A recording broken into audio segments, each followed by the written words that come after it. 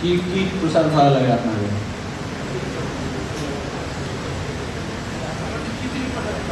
খিচুড়ি প্রসাদ ভালো লাগে, আলু ভর্তা ভালো লাগে। কি নাম? অনিল তালুকদার। কি প্রসাদ খেতে ভালো লাগে? লাবড়া প্রসাদ। হরে কৃষ্ণ অনিল বাবু, ধন্যবাদ। জুড়ে বলতে হবে। হ্যাঁ, আলু ভাজা আর ডাল। কিন্তু আলু আর পনির উপরে মারটা বেশি যাচ্ছে।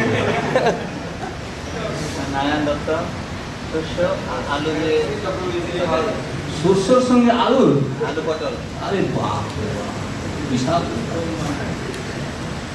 বারণ বারোই আমি আলু ফুলকপি মানে অনেক কিছু রান্না করে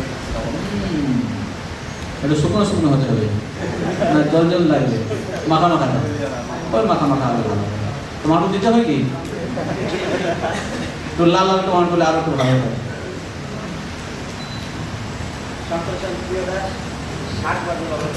শাক ভালো লাগে।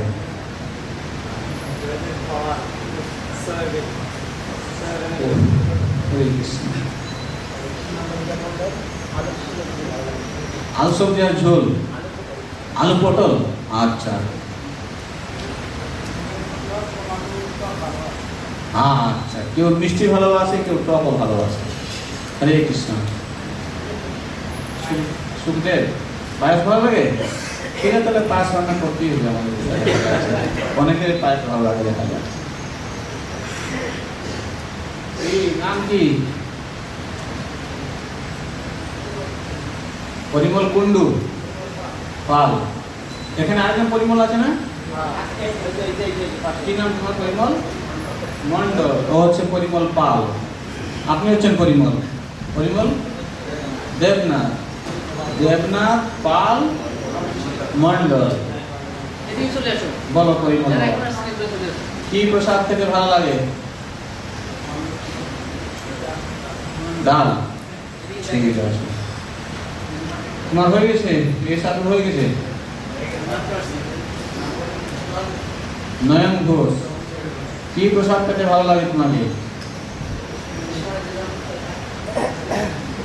এরকম বললে আমরা কি করে বুঝবো? তাহলে আপনাকে আমরা সন্তুষ্ট করতেই পারলাম না। ফ্রাইড রাইসটা ভালো লাগে। হ্যাঁ, তাহলে আমরা ফ্রাইড রাইস রান্না করবো আপনাকে। মিষ্টি বানাইতে পারে, কিন্তু ফ্রাইড রাইস।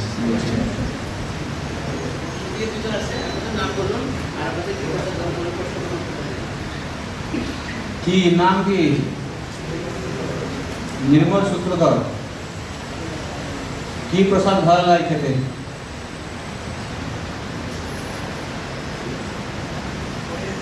পনির সবজি ভালো লাগে। আচ্ছা,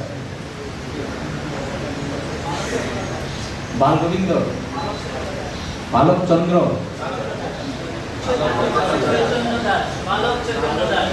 হ্যাঁ, কি প্রসাদ ভালো লাগে? কৃষ্ণ প্রসাদ। সবই তো কৃষ্ণ প্রসাদ। কৃষ্ণ প্রসাদের মধ্যে কি ভালো লাগে? সবই ভালো লাগে। ঠিক আছে, আপনারা সকলে এই কোর্সে আসার জন্য আবার এককভাবে সকলকে স্বাগত জানাচ্ছি। তো এতক্ষণ পর্যন্ত আমরা নিজেদের পরিচয় প্রদান করলাম। তো এই যে কোর্সটি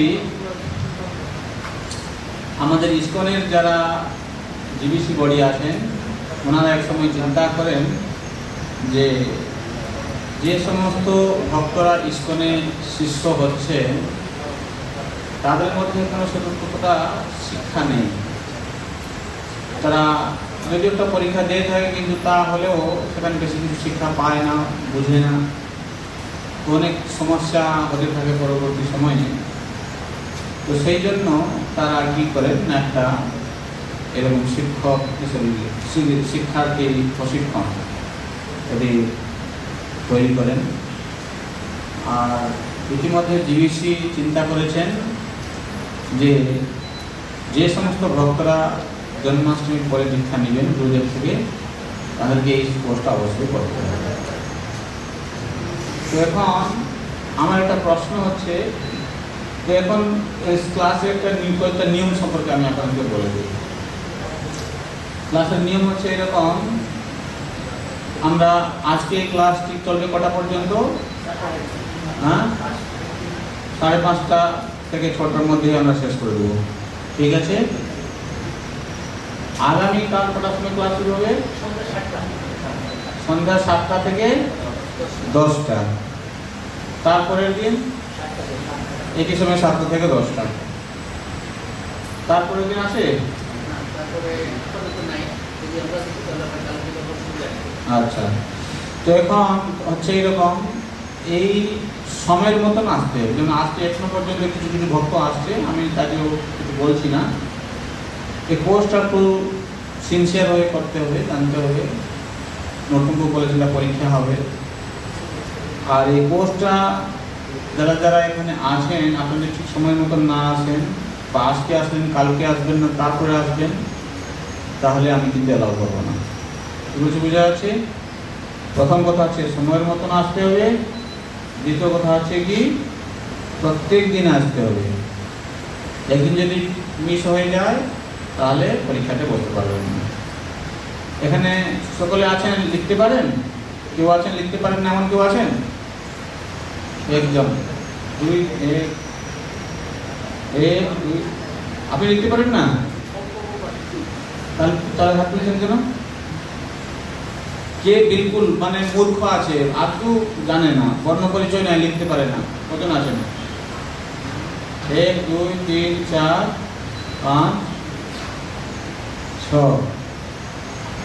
তাহলে কি করা যায়? তার তোমাদের তো আর হইল না,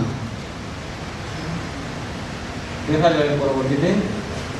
তবে পরীক্ষা সকলকে দিতে হবে, বুঝা যাচ্ছে? সকলকে লিখিত পরীক্ষা দিতে হবে।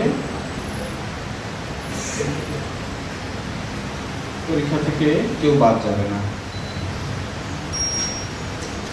আচ্ছা, তো এখন আমরা সকলে এখানে একত্রিত হয়েছি এই কিভাবে একজন আমরা শিষ্য হতে পারবো, তাই না? এটা শিক্ষা নেওয়ার জন্য আমরা এখানে এসেছি। যথার্থ শিষ্যের কিরকম যোগ্যতা হওয়া উচিত। এই কোর্সে আমি যখন প্রশ্ন জিজ্ঞাসা করবো, আমাদেরকে হাত তুলতে হবে, আর হাত তুললে আমি জিজ্ঞাসা করবো, তখন আপনি বলবেন, ঠিক আছে? আমার প্রশ্ন হচ্ছে, আপনাদের মতে একজন যদি শিষ্য, যথার্থ শিষ্য হতে চায়, ও কি কি জিনিস জানা উচিত? কি বলছে, বোঝা যাচ্ছে? একজন যদি শিষ্য হতে চায়, তাহলে একজন শিষ্য হিসাবে তার কি কি জিনিস জানা উচিত? বসে বলুন, বসে বলুন, বসে। একজন যথার্থ যদি শিষ্য হতে চায়, সম্ভবত ইসকন সম্বন্ধে আমাদের জানা উচিত। Very good. ইসকন এবং কি শিখতে দেয় আমাদেরকে, সে অনুসারে আমাদেরকে অগ্রসর হওয়া উচিত। ঠিক আছে, আমাদেরকে যদি শিষ্য হতে হয় এই সংস্থাতে, তাহলে এই সংস্থার সম্বন্ধে আমাদেরকে জানতে হবে। খুব ভালো। আর কি আমাদের জানা উচিত? আমরা যদি শিষ্য হতে চাই, যথার্থ শিষ্য হতে হলে আমাদের কি কি জিনিস জানা উচিত? হাত তুলুন।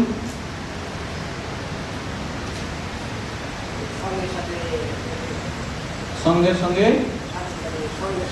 তার মানে সঙ্গে যারা অন্যান্য ভক্তরা আছে ওদের সঙ্গে কি করে ভালো করে আদান প্রদান করা যায়, তাই তো? এটা সম্পর্কে জানতে হবে, নাহলে সঙ্গে থাকবো কি করে? আর কি জানা উচিত, জানতে হবে?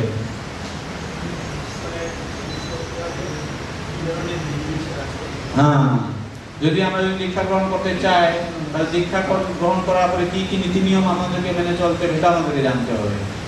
একজন শিষ্য হিসেবে আমাদের আর কি জানা উচিত?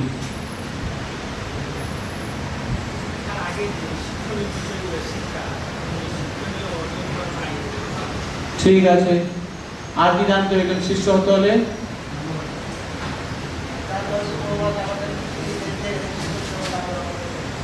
প্রভুপাদকে জানা, প্রভুপাদের নির্দেশ সম্পর্কে জানা। ধন্যবাদ।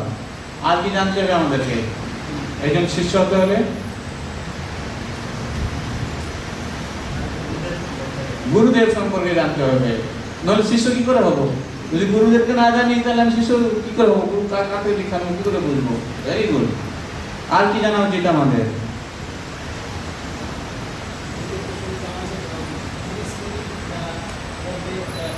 হ্যাঁ, ইসকনে যে বিভিন্ন রকমের কাঠামো রয়েছে, তাই না? সর্বোচ্চ কে আছে, তারপরে কে আছে, তারপরে কে আছে, এ সমস্ত কিছু আমাদের জানা উচিত। ধন্যবাদ।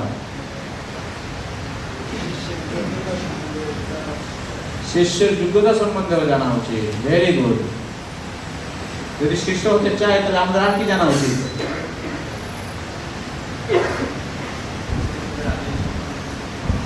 গুরুদেবের আদেশ যথাযথভাবে পালন করা উচিত। তার জন্য আমাদের শিক্ষা নিতে হবে, তাই না? অর্থাৎ নিজে কিভাবে ব্যবহার করব, এটা গুরুদেবের সঙ্গে বা গুরুদেবের গুরু ভ্রাতাদের সঙ্গে, অন্য কোনো ভক্তদের সাথে। Very good. এই সমস্ত কিছু আমাদেরকে জানতে হবে। আচ্ছা, আপনারা দেখুন তো, আপনাদের এই বইটা খুলুন তো দেখি, ওখানে আছে সূচি আছে? হ্যাঁ, এই যে দেখুন আছে না, ইসকন শিষ্যদের পাঠ্যক্রম সূচি। 5 নম্বর প্রশ্ন। কত নম্বর প্রশ্ন এটা? না না, তাই নম্বর নেই। তারপর যান 4, 5 যান। 5 নম্বর এটা কি লেখা আছে? প্রথম অধ্যায়। প্রথম অধ্যায় কি আছে? তারপরে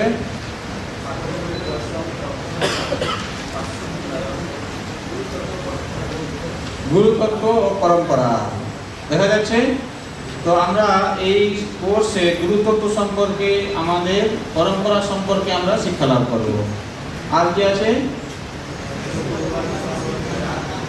শিল প্রভুপাদ যে ইসকনের সংস্থাপক আচার্য, তার সম্পর্কে আমাদেরকে জানতে হবে, তাই না? আপনারা বলেছেন প্রভুপাদ সম্পর্কে আমাদেরকে জানা উচিত। হ্যাঁ, আচ্ছা। তারপরে কি? ইসকনে যে কত গুরুদেব আছেন এবং গুরুদেব তারা কারা, তাদের সম্পর্কে, গুরুতত্ত্ব সম্পর্কে আমাদেরকে জানতে হবে, তাই না? তারপরে হ্যাঁ, তারপর আছে না আপনি? আচ্ছা, তারপর জানো, এটা হচ্ছে প্রথম অধ্যায়। দ্বিতীয় অধ্যায় বের করুন। দ্বিতীয় অধ্যায় নেই? হ্যাঁ, দ্বিতীয় অধ্যায় কি আছে? গুরুপাদাশ্রয়। কিভাবে গুরুদেবের চরণে আত্মসমর্পণ করতে। কত নম্বর পৃষ্ঠা? 29 নম্বর পৃষ্ঠায় দেখুন, গুরুপাদাশ্রয়। তারপরে গুরু নির্বাচন।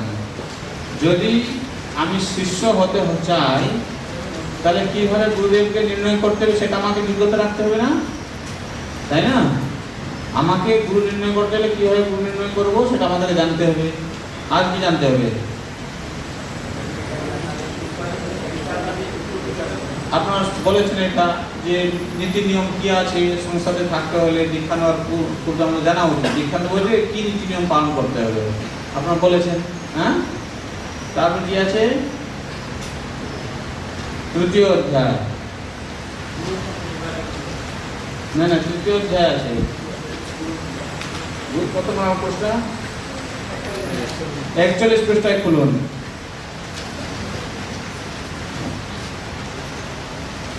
দেখেছেন ওখানে আছে গুরু পূজা সম্পর্কে, গুরুদেবের সেবা সম্পর্কে। খালি তো দীক্ষা নিলে হবে না, কিভাবে গুরুদেবের সেবা করতে হবে সেটা জানতে হবে, গুরুদেবের পূজা কিভাবে করতে হবে সেটা জানতে হবে। তারপরে গুরু বপু আর বাণী সেবা, সে সম্পর্কে আমরা শিক্ষা দেব। গুরু ত্যাগ, যদি কোনো সময় গুরুদেবকে আমাদের ত্যাগ করতে হয় তার সম্পর্কে কিছুটা শিক্ষা দিতে হবে। তারপরে নিজেদের, চতুর্থ অধ্যায় হচ্ছে নিজেদের গুরুকে উপস্থাপন করা। ইসকনের আভ্যন্তরীণ সম্পর্ক। আপনারা বলেছেন সংস্থাতে থাকতে হলে পরস্পর ভক্তদের সঙ্গে কীভাবে আমাদেরকে সম্পর্ক রাখতে হবে এই সম্পর্কে আমাদেরকে জানা উচিত। তো এই সমস্ত কিছু আমরা এই শিক্ষাতে, এই পাঠ্যক্রমে আমরা আপনাদেরকে শিক্ষা দেব। ঠিক আছে? তো এখন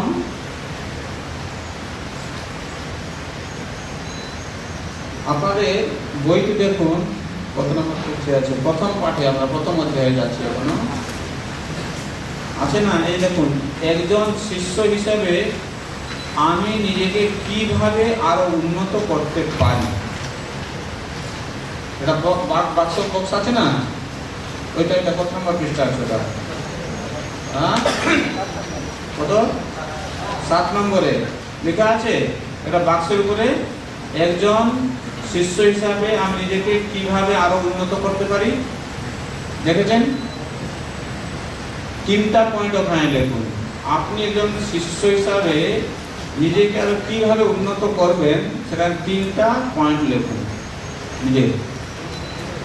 হ্যাঁ হ্যাঁ, ওই জায়গাতে লিখুন, বাক্স দেওয়া আছে ওখানে লিখুন।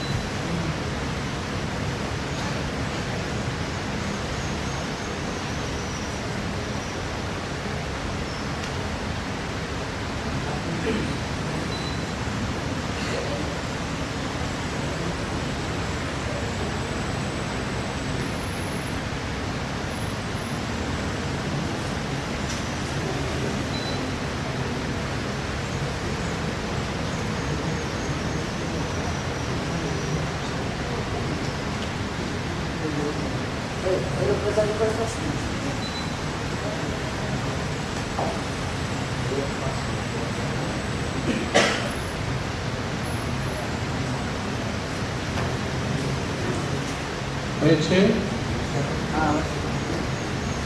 আর বেশি টাইম দেওয়া যাচ্ছে না।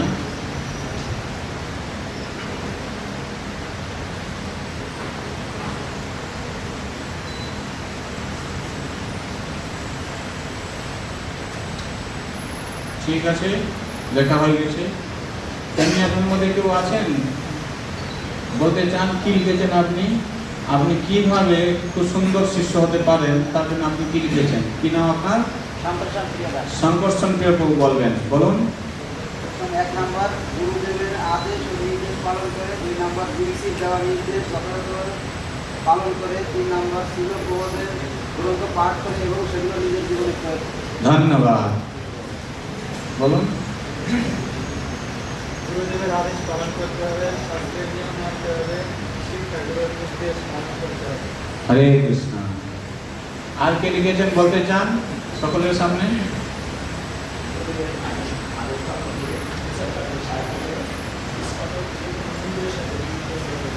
Very good. গুরুদেবের আদেশ যথাযথভাবে পালন করতে হবে, হ্যাঁ পুত্রকে ভগবানের সেবায় যুক্ত হতে হবে, হ্যাঁ, ভক্ত সঙ্গ করে আপনি শ্রীলঙ্কার আমাদেরকে যে শিক্ষা দিয়ে গেছেন তার শ্রদ্ধা করে পালন করতে হবে। Very good. ঠিক আছে, ঠিক আছে, শুনলাম আপনার লিখেছেন।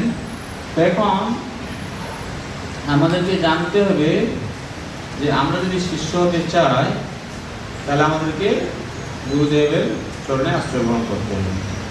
আচ্ছা আচ্ছা, গুরু কাকে বলা হয়? কাকে আমরা গুরু বলতে পারি, বা গুরু কে? গুরুদেব হচ্ছে ভগবান শ্রীকৃষ্ণের প্রতিনিধি। গুরু হচ্ছেন ভগবান শ্রীকৃষ্ণের প্রতিনিধি। আর কি? কৃষ্ণ হ্যাঁ, কৃষ্ণ তত্ত্ববেত্তা। কৃষ্ণ তত্ত্ববেত্তা। কাকে আমরা গুরু বলবো? তাকে আমরা গুরু বলবো যে গুরুদেব ভগবানের প্রতিনিধি হিসাবে শিষ্যকে যাদের জগৎ থেকে পার্বতী জগৎ উন্নতি সাধন করে ভগবত ধরে দিয়ে দিতে পারে। Very good. তিনি হচ্ছেন গুরুদেব, তাকেই আমরা গুরুদেব বলবো। আর কিছু গুরুদেব কাকে বলা যায়? ভগবানের সেবা কিভাবে করতে হবে সে সম্পর্কে শিক্ষা দেন। গুরুদেব অবশ্যই পরম্পরা ধারে থাকতে হবে। গুরুদেবকে অবশ্যই পরম্পরা ধারায় থাকতে হবে। এই দিয়ে কিছুই হচ্ছে না, দেখছি সব ঠান্ডা পড়ে গেছে। হ্যাঁ, ওদিকে ঠান্ডা পড়ে গেছে কেন? গুরুদেব কাকে বলা হবে? কাকে গুরুদেব স্বীকার করা যেতে পারে? কৃষ্ণ যিনি কৃষ্ণ তত্ত্ববেত্তা বলা হয়ে গেছে, তিনি হরিনাম পরায়ণ হবে, যিনি হরিনাম পরায়ণ হবেন, তিনি আচার উপাচার করবেন, যিনি নিজে আচরণ করবেন এবং আচরণের মাধ্যমে প্রচার করে শিক্ষা দিবেন। কাকে গুরুকে বরণ করবো? শাস্ত্রের বিধান অনুসারে আচার উপাচার করতে পারেন। শাস্ত্রের বিধান অনুসারে আচার আচরণ করেন। ধন্যবাদ। যেমন দেখুন, আচ্ছা এই গুরু কাকে বলা হচ্ছে? আপনি দেখুন তো, আপনাদের কত পৃষ্ঠায় আছে? এখানে লেখা আছে গুরু তত্ত্ব। দেখুন দ্বিতীয় পাঠে যান।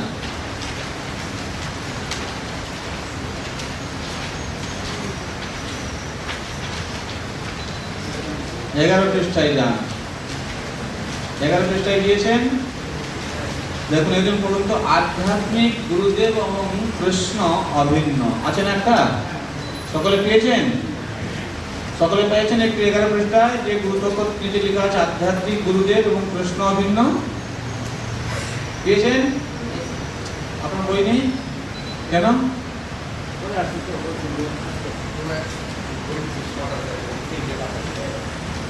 ঠিক আছে, একজন পড়ুন। গুরু কৃষ্ণ রূপ হন ঠাকুরের সমানে, গুরুরূপে কৃষ্ণ কৃপা করেন ভক্তদের। সমস্ত শাস্ত্রের প্রমাণ ও সিদ্ধান্ত অনুসারে শ্রী গুরুদেব শ্রীকৃষ্ণ থেকে অভিন্ন। গুরুরূপে শ্রীকৃষ্ণ তার ভক্তদের কৃপাপূর্বক উদ্ধার করেন। বাস, হেডিংটা কি আছে? আধ্যাত্মিক গুরুদেব এবং কৃষ্ণ। তার মানে গুরুদেব হচ্ছে কৃষ্ণ, কৃষ্ণ হচ্ছে গুরুদেব, সেই তো? হ্যাঁ, গুরুদেব কৃষ্ণ। আচ্ছা, এই যে কথা যে আধ্যাত্মিক গুরুদেব এবং কৃষ্ণ অভিন্ন, আপনারা বলছেন না ভিন্ন, তারা অভিন্ন নন। তো এই কথাটি বাইরের লোক যারা গুরুদেবকে ভগবান বলে মনে করে তারা কিভাবে এই জিনিসটা পালন করে, কি করে থাকে তারা? কি করে থাকে তারা? যারা গুরুকে ভগবান বলে মনে করে, অভিন্ন বলে, তারা কি করে থাকে বাইরের জগতের লোক? হ্যাঁ হ্যাঁ, ভগবানকে বাদ দিয়ে গুরুদেবকে বেশি পূজা করে, তাই তো? ভগবানের চিত্রপট থাকে না, গুরুদেবকেই সে ভগবানের পূজা করতে থাকে। আর কি করে ওরা? ভগবানের দেওয়া যে নিয়ম কানুন এগুলো তারা ফলো করে না। হ্যাঁ, এই গুরুদেব যেটা বলছে ওইটাই সেটা করতে থাকে। দেখুন, আমাদেরকে জানতে হবে যে যদিও এখানে বলা হচ্ছে গুরু কৃষ্ণ রূপ হন শাস্ত্রের প্রমাণ, শ্রী গুরুদেব হচ্ছেন কৃষ্ণ, কিন্তু শাস্ত্রের প্রমাণ বলতে এখানে কি বোঝাচ্ছে? তার পরবর্তী শ্রী প্রভুপাদ বলছেন গুরুদেব হচ্ছেন ভগবানের প্রতিনিধি। এমন নয় গুরুই হচ্ছে ভগবান। তো এই গুরুদেব ভগবান কিভাবে? গুরুদেব কৃষ্ণের কথাই বলে থাকে। কৃষ্ণ কি চান? কৃষ্ণ চান সকলেই তার সেবায় যুক্ত হয়ে তার ধামে ফিরে যাবেন, এটি কৃষ্ণ চান। গুরুদেব কি কখনো বলে আমাকে পুজো করো? কিন্তু যারা তথাকথিত গুরু হয়ে ভগবান সেজে বসে থাকে ওরা কি বলে? আমাকে পূজা করো, তাই না? বাংলাদেশে এরকম ভগবান আছে? তো বাংলাদেশে আছে কিন্তু কেউ কিছু বলতেই পারছে না। তাহলে কি দেখেছো তোমরা? ভগবানের রাজ্যে থেকে এত ভগবানকে দেখেও তারপর কোনো উপলব্ধি হইল না? হ্যাঁ, সকালবেলা থেকে দেখা যায় সন্ধ্যা পর্যন্ত কত রকমের গুরুদেব এখানে বাংলাদেশে আছে। তো ওরা সাধারণত কি করে লোককে ভুল পথে পরিচালিত করে, আমাদের জানতে হবে। দেখো, তাহলে কেউ বলতে পারে এখানে শাস্ত্রে বলছে গুরুদেব হচ্ছে কৃষ্ণ, হচ্ছেন গুরুদেব হচ্ছেন স্বয়ং ভগবান, তাহলে আপনি কি করে বলছেন গুরু ভগবান না? তাই না? কেন বলবেন গুরুদেব ভগবানের প্রতিনিধি? কয়েকটা পয়েন্ট আমাদেরকে জানতে হবে। গুরুদেব কখনো ভুল করতে পারেন? হ্যাঁ, হ্যাঁ, ভুল করতে পারেন। কৃষ্ণ কখনো ভুল করতে পারেন? তাই না? এমন কোন সময় আছে গুরুদেব হয়তো গুরুদেব নন? হতে পারে? হ্যাঁ, হতে পারে না? গুরুদেব গুরুদেব নাও থাকতে পারে, এরকম হতে পারে। কিন্তু কৃষ্ণ যে ভগবান, তিনি কৃষ্ণ ভগবান নন, এমন হতে পারে? তাহলে গুরুদেবকে কৃষ্ণ কি করে বলা যাবে? গুরুদেব যে ভগবান এটা বলাটা উচিত হলো? হ্যাঁ, কিন্তু গুরুদেব হচ্ছেন ভগবানের প্রিয় সেবক, তার প্রতিনিধি। ভগবান যেটি বলে থাকেন সে গুরুদেব সেই কথা বলে থাকেন। এই সূত্রে তিনি হচ্ছেন ভগবান। ভগবান হচ্ছেন সরাট পুরুষ। সরাট পুরুষ মানে কি? তিনি যেটি চান সেটি করতে পারে, সেটি হতে পারে। গুরুদেব সেরকম সরাট? গুরু কি গুরু আছে? গুরুদেবের গুরুদেব আছেন? আছেন। কৃষ্ণের উপরে তার গুরুদেব কেউ আছে? ও বলতে পারে কৃষ্ণ যখন এখানে এসেছেন তিনি গুরু গ্রহণ করতেন, সেটা আমাদের শিক্ষা দেওয়ার জন্য। কিন্তু ভগবানের যে আরেকটা ভগবান আছে কখন দেখেছেন? কিন্তু গুরুদেবের গুরুদেব আছে? তাহলে গুরুদেবের যদি গুরুদেব থাকে তা মানে সে সরাট নয়। সরাট মানে কি? স্বতন্ত্র পুরুষ, তার উপরে আর কেউ থাকতে পারে না। কৃষ্ণের উপরে আর একটা ভগবান যে কৃষ্ণ আছে সেটা বলা যায় না। তাহলে গুরুদেব কি ভগবান হতে পারেন? হ্যাঁ, গুরুদেব কিন্তু ভগবান হতে পারেন। আবার গুরুদেব ভগবান কিভাবে? তিনি হচ্ছেন ভগবানের প্রিয়, তার প্রতিনিধি। যদিও ভগবান বলেছেন যে গুরুদেব হচ্ছেন, ভগবান বলছেন আচার্যমাম বিজানীয়া, আচার্যকে আমার থেকে অভিন্ন বলে মনে করবে, ভগবান বলছেন। না বলেন নিয়ে তো তাকে অবমাননা করা উচিত না, তাকে অশ্রদ্ধা করা উচিত না। আর ন মর্ত বুদ্ধা সূয়তে, তাকে একজন সাধারণ মানুষ বলেও মনে করা উচিত না। আর তিনি হচ্ছেন সমস্ত দেবতার প্রতিনিধি স্বরূপ, সর্বদেবময় গুরু। তো এইরকম হচ্ছেন গুরুদেবের মহিমা, তাকে গুরু বলা হচ্ছে। ঠিক আছে, যিনি হচ্ছেন ভগবানের প্রতিনিধি, যিনি ভগবানের প্রিয় সেবক, আর তার প্রতি আমাদের মর্তবুদ্ধি করা উচিত নয়, তিনি হচ্ছেন শ্রী গুরুদেব। তবে এখনো বোঝা যাচ্ছে আমাদেরকে গুরুদেবের সঙ্গে সম্পর্ক রাখা উচিত, সম্পর্ক স্থাপন করা উচিত। তো গুরুদেবের যদি সঙ্গে আমরা যদি সম্পর্ক করি, তাহলে কৃষ্ণের সঙ্গে সম্পর্ক হচ্ছে, তাই না? গুরুদেবের সঙ্গে যদি আমরা সম্পর্ক করছি, কৃষ্ণের সঙ্গে সম্পর্ক হয়ে যাচ্ছে। এই গুরুদেবের সঙ্গে সম্পর্ক করার কারণটা কি? আমরা তো সরাসরি কৃষ্ণের সঙ্গে সম্পর্ক করতে পারি না? তো গুরুদেবকে গ্রহণ করে আবার কৃষ্ণ কাজ দিতে, তার মানেটা কিসের কি প্রয়োজন আছে? হ্যাঁ, সংযোজনকারীর প্রয়োজনীয়তা আছে। কেন আমরা সরাসরি কৃষ্ণের কাছে না গিয়ে গুরুর কাছে কেন যাবো? হাত তুলতে বলছি। আশ্রয় লইয়া ভজে তারে কৃষ্ণ নাহিতে যে, আর সব মরে কারণে। কেন গুরুদেবের কাছে কেন যাবো? কৃষ্ণের কাছে সরাসরি যেতে পারি না? হ্যাঁ, আর কি?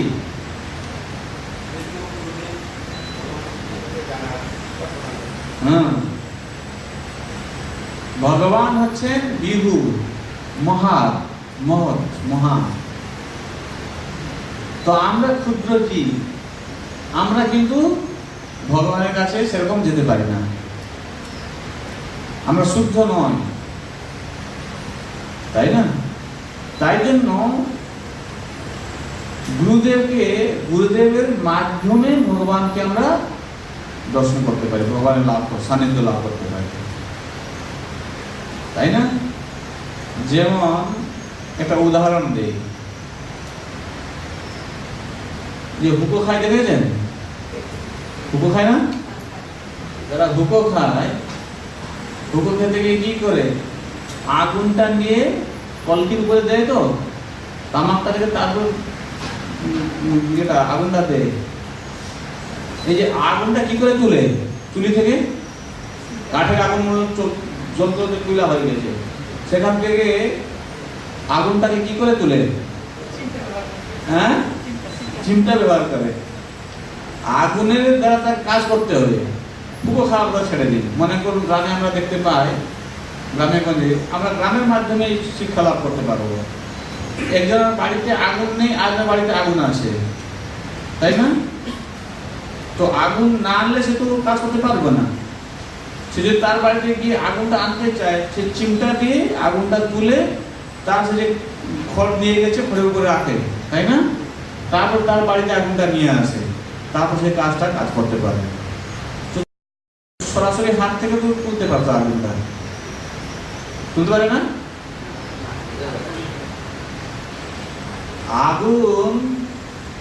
আগুনের থেকে সে লাভটা নিবে, কিন্তু সরাসরি হাত দিয়ে আগুনটা তুলতে পারছে না। তার জন্য একটা মাধ্যমের প্রয়োজনীয়তা আছে, তাই না? আপনারা দেখেছেন এই সিঙ্গাপুর শহরে তো আপনারা আছেন, এই 3D থিয়েটার দেখেছেন কোনো সময়? হ্যাঁ, ওখানে গেলে কি করবো? লোক একটা চশমা পরিয়ে দেয়, জানেন? অনেকের একটা অভিজ্ঞতা নেই, সেই জন্য ওটা বলছি না, তাও বলতে পারি। এক রকমের থিয়েটার হল আছে, ওখানে ভিতরে গিয়ে যদি আপনার থিয়েটারটা দেখতে চান, আপনারা চশমা দিবে, ওই চশমা দিলে দেখতে পারবে, ওই চশমা যদি না থাকে দেখতে পারবে না। তো কিছু এই জড় জগতের মধ্যে কিছু বস্তুতে আমরা দেখতে পাচ্ছি যাকে আমরা যার থেকে লাভ নিতে চাই, যেমন আগুন থেকে লাভ নিতে চাইলেও সরাসরি হাত দিয়ে আমরা আগুনটাকে তুলতে পারি না, আমরা চিন্তা দিয়ে একটা মাধ্যম দিয়ে কাজ করি। তো সেই রকম ভাবে ভগবানকে আমাদেরকে জানতে হলে, ভগবান থেকে যদি আমরা লাভ উঠাতে চাই, আমরা সেরকম সরাসরি ভগবানকে আমাদের বুদ্ধি দিয়ে ধরতে পারবো না। বুঝতে যাচ্ছে? আমাদের বুদ্ধি দিয়ে ভগবানকে ধরতে পারবো না, কিন্তু গুরুদেবের মাধ্যমে আমরা ভগবানকে লাভ করতে পারবো, তাই না? কিভাবে? যেমন একটা সাধারণ কথা বলি, এখানে জগন্নাথ দেব বসে আছেন ভগবান। জগন্নাথকে গিয়ে যদি আমি কিছু বলি, আমাকে খিদা লেগেছে, জগন্নাথ দিবে আমাকে খেতে? গুরুদেবের আশ্রমে গিয়েছি, যদি বলি গুরুমহারাজ আমাকে খিদা লেগেছে, গুরুমহারাজ কি বলবে? তার শেষে বলে একে নিয়ে যাবে খেতে, তাই না? তবে না, সাধারণ কথা। দেখেন, তো এবার দেখা যাচ্ছে কি না, ভগবানকে জানতে হলে আমাদেরকে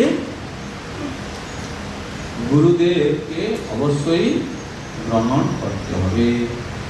গুরু যদি আমরা গ্রহণ না করি, আমরা ভগবানকে লাভ করতে পারবো না। আচ্ছা, এতক্ষণ পর্যন্ত যা বলেছি কোনো প্রশ্ন আছে? বুঝা হচ্ছে যে না, আমার গুরু গ্রহণের প্রয়োজনীয়তা নেই, সরাসরি কৃষ্ণের নাম করে আমি পার হয়ে যাব, এরকম কোনো চিন্তা ভাবনা আছে তার মধ্যে? এখানে কোনো কনফিউশন আছে? নেই। তাহলে গুরুদেবকে অবশ্যই আমাকে গ্রহণ করতে হবে, তার কাছে সরাসরি কি আমরা প্রশ্ন জিজ্ঞাসা করতে পারবো, জানতে পারবো, অতএব গুরুদেবের প্রয়োজনীয়তা আছে। আচ্ছা, এখন কে গুরু হতে পারে? আপনারা এই কথাটা শুনেছেন যে সিদ্ধ কথা শুনেছেন? কত রকমের সিদ্ধ আছে? সিদ্ধ জানেন? সিদ্ধ কথা শুনেছেন? সিদ্ধ শব্দ শুনেন নাই? সিদ্ধ শব্দ কথা জানেন? কত রকমের সিদ্ধ আছে?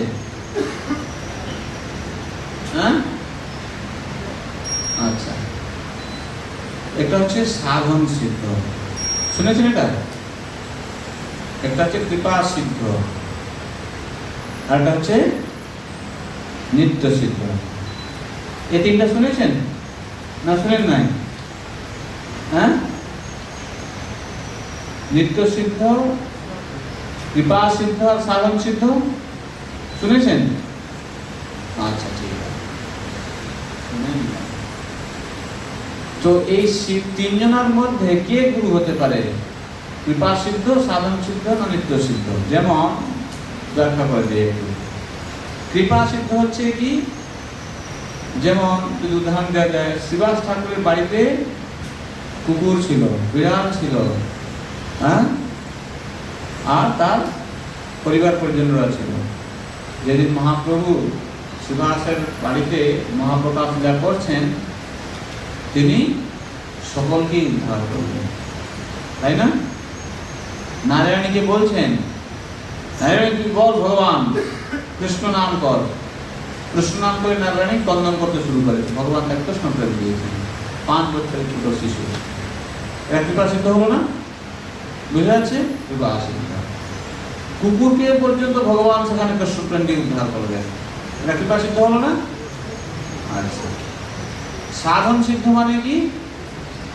এই সাধন ভক্তি অনুশীলনের সময় এই সমস্ত নীতি নিয়ম পালন করতে করতে, সাধন ভক্তি অনুশীলন করতে করতে সিদ্ধি লাভ করা, সেটি হচ্ছে সাধনা সিদ্ধ। বুঝা যাচ্ছে? আর নিত্য সিদ্ধ কি? যারা ভগবানের পার্শ্বদ, তারাই হচ্ছে নিত্য সিদ্ধ। তো এই তিনজনের মধ্যে কে গুরু হতে পারে? হাত তুলতে হবে, হাত তুলতে হবে।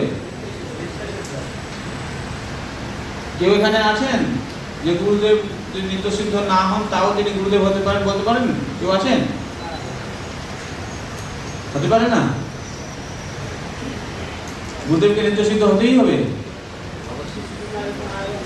হ্যাঁ, না, মায়াবাদীর লক্ষণ হচ্ছে সে হচ্ছে কৃষ্ণের অপরাধী, সে কৃষ্ণকে ভগবান বলে মানে না।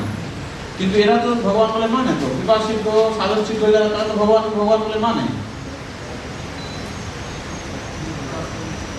কি গুরুদেব মানে কি নিত্য সিদ্ধ হতেই হবে? আর কেউ গুরু হতে পারেন না?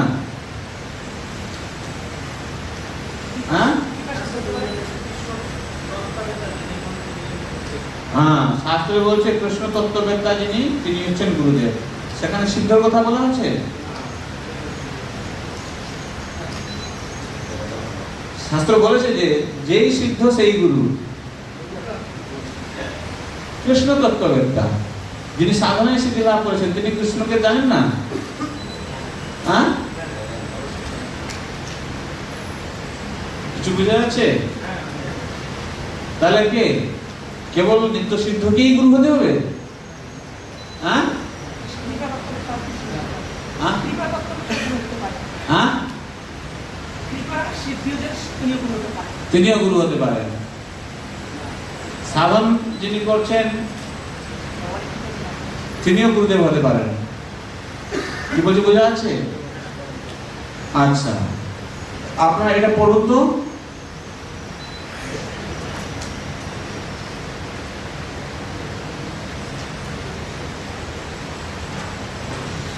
এই যে দেখুন আছে না, যখন কেউ তার কাজ নিখুঁতভাবে সম্পাদন করেন তখন তিনি নিজেও নিখুঁত।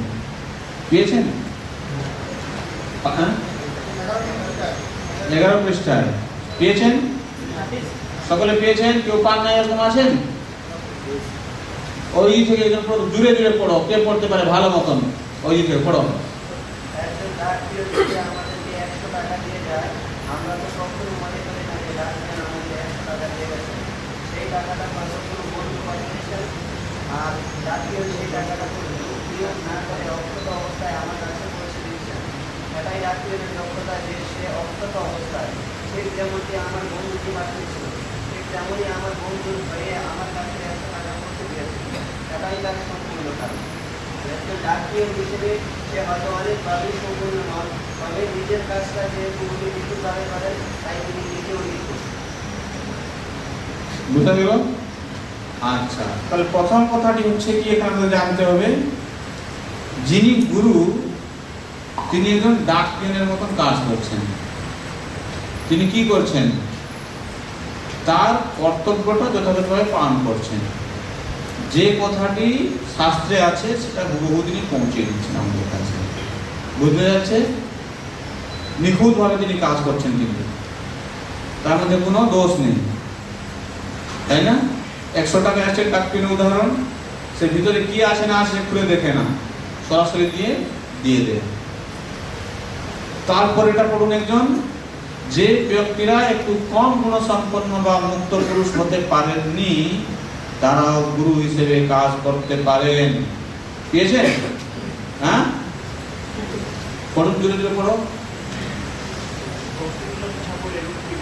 জুড়ে পড়ো। ভক্তিবিনোদ ঠাকুরের উক্তিগুলো শাস্ত্রীয় সিদ্ধান্তের মতো সঠিক, কারণ তিনি একজন মুক্ত পুরুষ। সাধারণত শ্রী গুরুদেব ভগবানের এরকম নিত্য পার্শ্বদের মাঝ থেকে আসেন। আবার যারা এরকম মুক্ত পুরুষদের নীতি ও আদর্শ মেনে চলেন তারা ঠিক সেই আগের দলের ব্যক্তিদের মতোই যথার্থ। বাস 1 মিনিট দেখুন, আমি আবার পড়ছি, ভালো করে লক্ষ্য রাখুন। সাধারণত মানে কি? এটা কি নিয়ম? সাধারণত শব্দের অর্থটা কি? হতেই পারে, না হতে পারে। সাধারণত শ্রী গুরুদেব ভগবানের এরকম নিত্য পার্শ্বদের মাঝ থেকেই আসেন।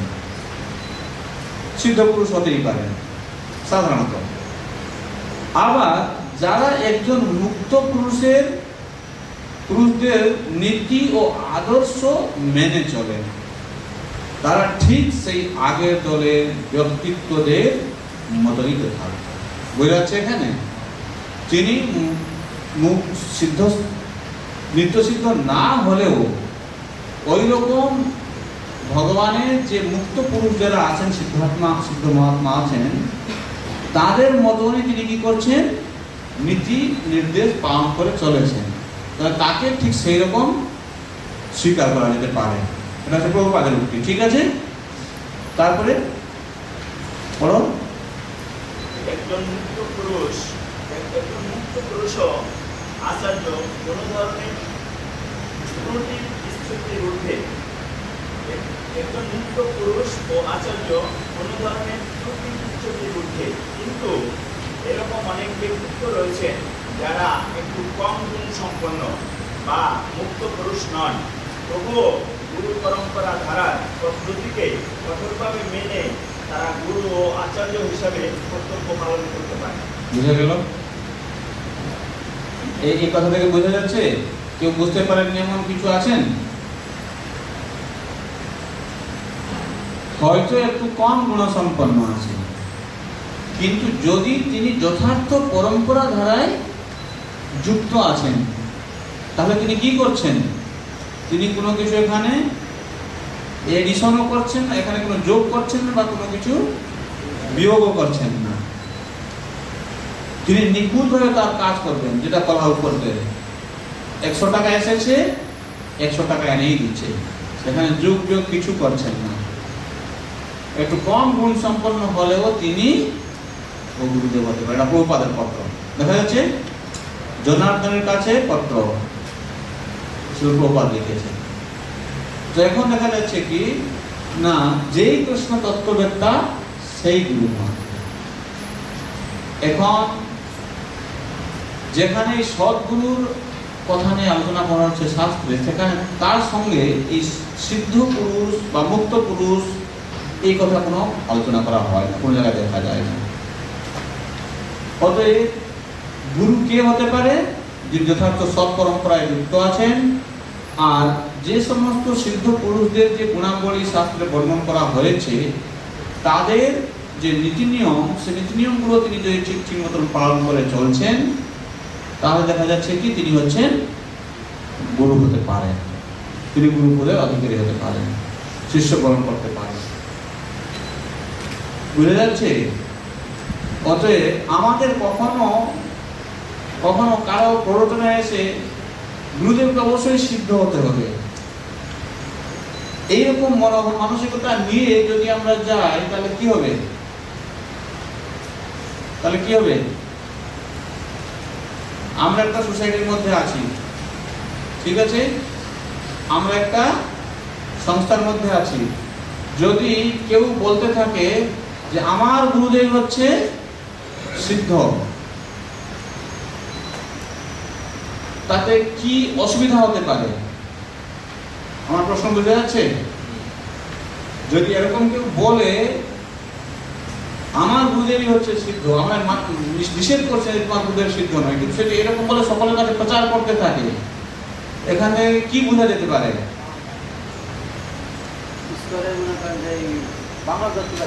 হ্যাঁ, ভাঙন ধরতে পারে, ফ্যামিলিতে ঝগড়াঝাটি শুরু হয়ে যাবে।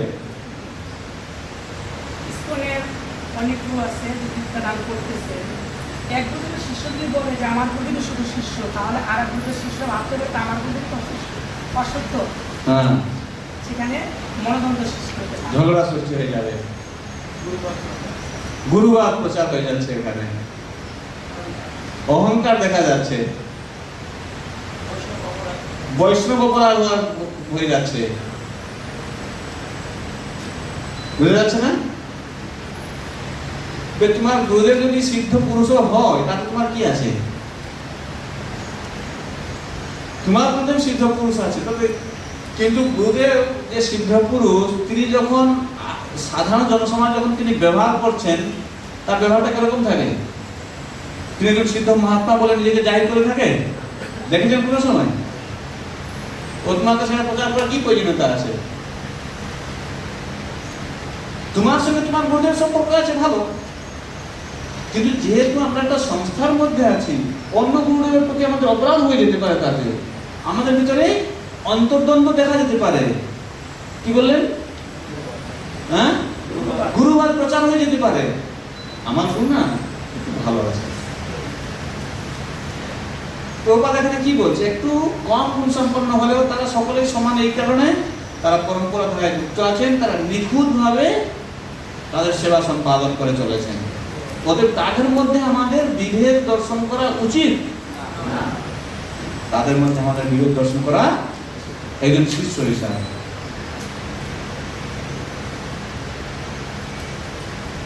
উনি যে কথাটা সাধনের জন্য শিক্ষা দেন, অন্য গুরু সেই সাধনের কথা শিক্ষা দেন, দিবেন না? সেই শিক্ষা দিবেন। ইনি বলছেন 16 মালা জপ করতে, অন্য গুরু কি 16 মালা জপ করতে বলে না কম করে? বলে মানে আমার মনে হচ্ছে সিদ্ধ, তাই জন্য উনি বলছেন 16 মালা জপ করতে। এরকম হয়? হতে পারে? এরকম কখনো হবে না।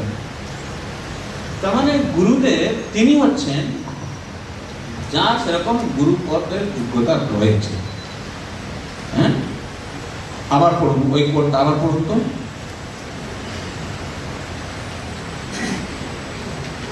ঠাকুরের এগুলো শাস্ত্রীয় সিদ্ধান্তের মতোই সঠিক, কারণ তিনি একজন মুক্ত পুরুষ। সাধারণত শ্রী গুরুদেব ভগবানের এরকম নিত্য পার্শ্বদের মাঝ থেকে আসেন। আবার যারা এরকম মুক্ত পুরুষদের নীতি ও আদর্শ মেনে চলেন, তারা ঠিক সেই আগের দলের ব্যক্তিদের মতোই যথার্থ। একজন মুক্ত পুরুষ ও আচার্য কোনো ধরনের ত্রুটি বিচ্যুতির ঊর্ধ্বে, কিন্তু এরকম অনেক ব্যক্তিত্ব রয়েছেন যারা একটু কম গুণ সম্পন্ন বা মুক্ত পুরুষ নন, তবুও গুরু পরম্পরা ধারার পদ্ধতিতে কঠোরভাবে মেনে তারা গুরু বা আচার্য হিসেবে কর্তব্য পালন করতে পারে। জনার্দনের কাছে ভক্ত লাভ। সেখানে দেওয়া আছে, তাহলে এখন এই কে গুরু হতে পারেন, গুরুপদ নিয়ে আমরা যেটা আলোচনা করলাম, এটি সকলে বুঝতে পেরেছেন? আর কোনো প্রশ্ন আছে এই ব্যাপারে? এটি গুরুপদ নিয়ে আমরা আলোচনা করছিলাম। গুরু কে হতে পারে, তাই না? এখন কত রকমের গুরু আছেন? কত রকমের গুরু আছেন? কত রকমের গুরু আছেন? হাত তুলুন।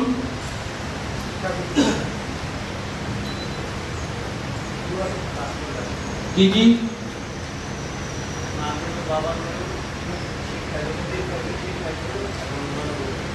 এবং মন গুরু। মন গুরু, বাবা মা গুরুদেব বলে আমি শুনেছি। আবার কি বললেন? মন গুরু। ঠিক আছে, মন গুরু আপনার বোঝাতে হবে। আর কি আছে? গুরুদেব কত রকমের?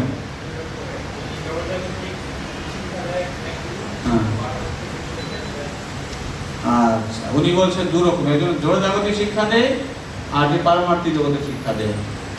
গুরু কত রকমের? 2 রকমের, সদ্গুরু ও অসদ্গুরু। সদ্গুরু আর অসদ্গুরু, শিক্ষা গুরু আর দীক্ষা গুরু, অতএব 2 রকম গুরু। আচ্ছা ঠিক আছে, কি নাম? নয়ন, নয়ন ঘোষ। নয়ন ঘোষ বলছেন গুরুদেব হচ্ছেন 2 রকমের। কিরকম? শিক্ষা গুরু আর একজন হচ্ছেন, আচ্ছা যেমন যদি আমরা, আপনার নাম কি? প্রবীর, প্রবেশ, রমেশ, ভবেশ। আচ্ছা, ভবেশ দেবনাথ তিনি বলছেন 5 রকমের গুরু আছেন, আর আমাদের নয়ন বললেন 2 রকমের গুরু। তাহলে আমরা দেখি কার কথাটা ঠিক আছে। দুজনের কথাই ঠিক, কিন্তু এটাকে বুঝতে হবে কিরকম। যেমন উনি যে বললেন বাবা গুরু, মা গুরু, মন গুরু, তিনজনকে তিনি দেখিয়ে দিলেন। এই বাবা, মা আর মন এরা সকলেই শিক্ষাগুরুর মধ্যে আসতে পারে না? আসতে পারে না? ওরা হচ্ছে শিক্ষাগুরু। মন যেটি বলছে শাস্ত্রবোধের চৈত্যগুরু, বুঝতে যাচ্ছে? তো যখন বাজারে যাচ্ছে, এই এটা কিন্তু খাওয়া চলবে না। কে বলছে তোমাকে? একটু গুরু বলছে এই এটা খাওয়া চলবে না। সে শিক্ষা দিচ্ছে না? বাবা মা আমাদেরকে সব শিক্ষা দিয়ে থাকে। তো এরা সকলেই এক রকমের গুরু ক্যাটাগরিতে আসলো, তাই না? কি কি গুরু তারা? শিক্ষা গুরু। আপনি তিনজন বলেছিলেন, আর দুজন কি বলেছিলেন? শিক্ষাগুরু আর দীক্ষাগুরু। তার মানে এই তিনজন যে শিক্ষাগুরু, তাহলে শিক্ষাগুরু সে একই শিক্ষাগুরু হলো। আর একজন থাকলো কে? তাহলে কয়জন গুরু হলো? সকলে একমত? তাহলে গুরু হচ্ছে দুই প্রকার, একজন হচ্ছেন শিক্ষাগুরু আর একজন হচ্ছে দীক্ষাগুরু। আচ্ছা, তো এই দীক্ষাগুরু কি করেন, শিক্ষাগুরু কি করেন?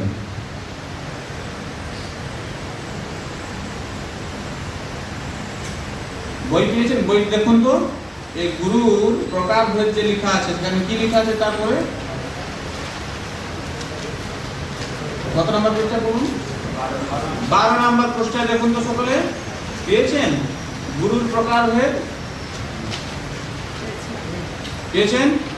বলুন তো, দীক্ষাগুরু কি করেন? শিক্ষা প্রদান করেন। আর কি করেন? শিক্ষার মাধ্যমে গুরু পরম্পরার সাথে আনুষ্ঠানিকভাবে সম্পর্ক স্থাপন করেন, আধ্যাত্মিক নামকরণ করেন, মন্ত্র প্রদান করেন, গুরু মন্ত্র, শিষ্যের দীক্ষাকালীন প্রতিজ্ঞাবলী গ্রহণ করেন, শিষ্যের সমস্ত পাপ কর্মের ফল বিনষ্ট করেন। শিক্ষার সময় বাস, কেউ বলতে পারবেন যেটি পড়লেন না দেখে দীক্ষাগুরুর কাজটি কি? দীক্ষাগুরু কি করেন? পড়ুন, বলুন।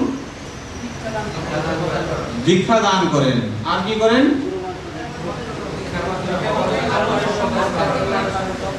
আধ্যাত্মিক নাম প্রদান করেন। আর কি করেন? মন্ত্র প্রদান করছেন। আর কি করছেন?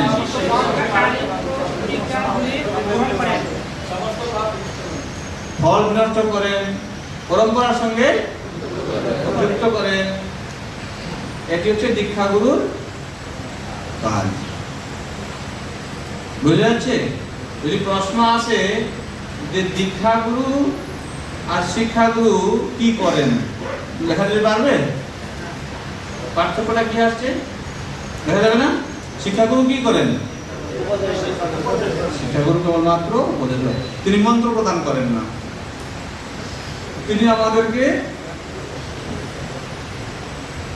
নাম প্রদান করেন না, তাই না?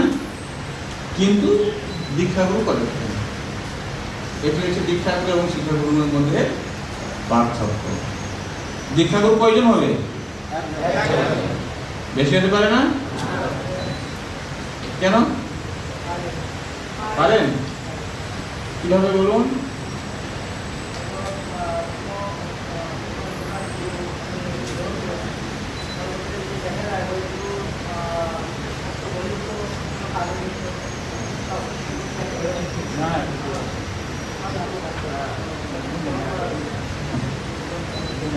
ঠিক আছে, এই সম্পর্কে আমরা এই গুরুর যা প্রশ্নের আছে আমরা আলোচনা করব। ঠিক আছে, তবে ঠিক আছে, কোনো এসে তাও বলে যাও। দেখুন, আমাদের সাধারণত বলা হচ্ছে যিনি আমাদের সংস্থায় কোনো গুরুদেব সঙ্গে দীক্ষা গ্রহণ করেছেন,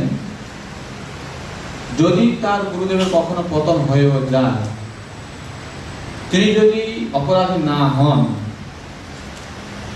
তাহলে সেই শিষ্য আবার দীক্ষা গ্রহণ করার প্রয়োজনীয়তা নেই।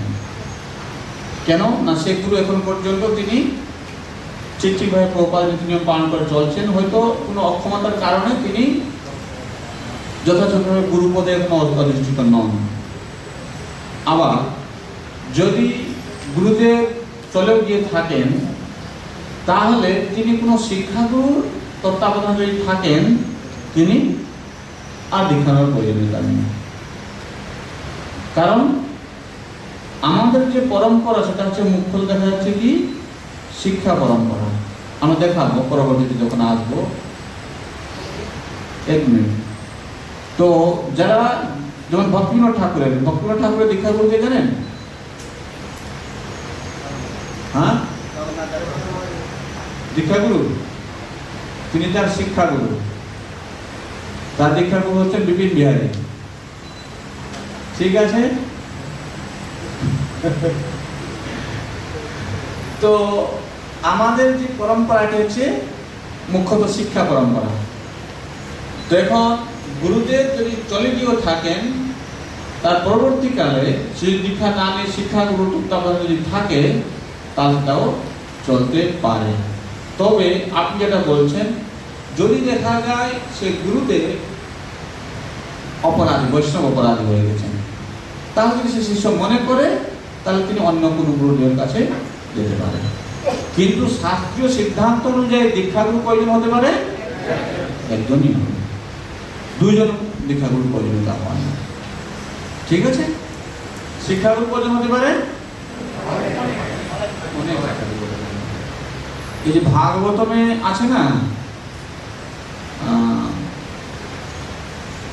কি নাম তার, কতজন গুরু ছিল? 24 জন গুরু ছিল না? অবধূত। হ্যাঁ না, শিক্ষাগুরু প্রয়োজন তো বলছি, শিক্ষাগুরু অনেক হতে পারে। হ্যাঁ, এই সম্পর্কে তো আমরা যখন ওই প্রসঙ্গে আসবো তখনই আলোচনা করবো। উচ্চ করবে দীক্ষাগুরু শিক্ষাগুরু সম্পর্কে তো। আচ্ছা ঠিক আছে, বলুন।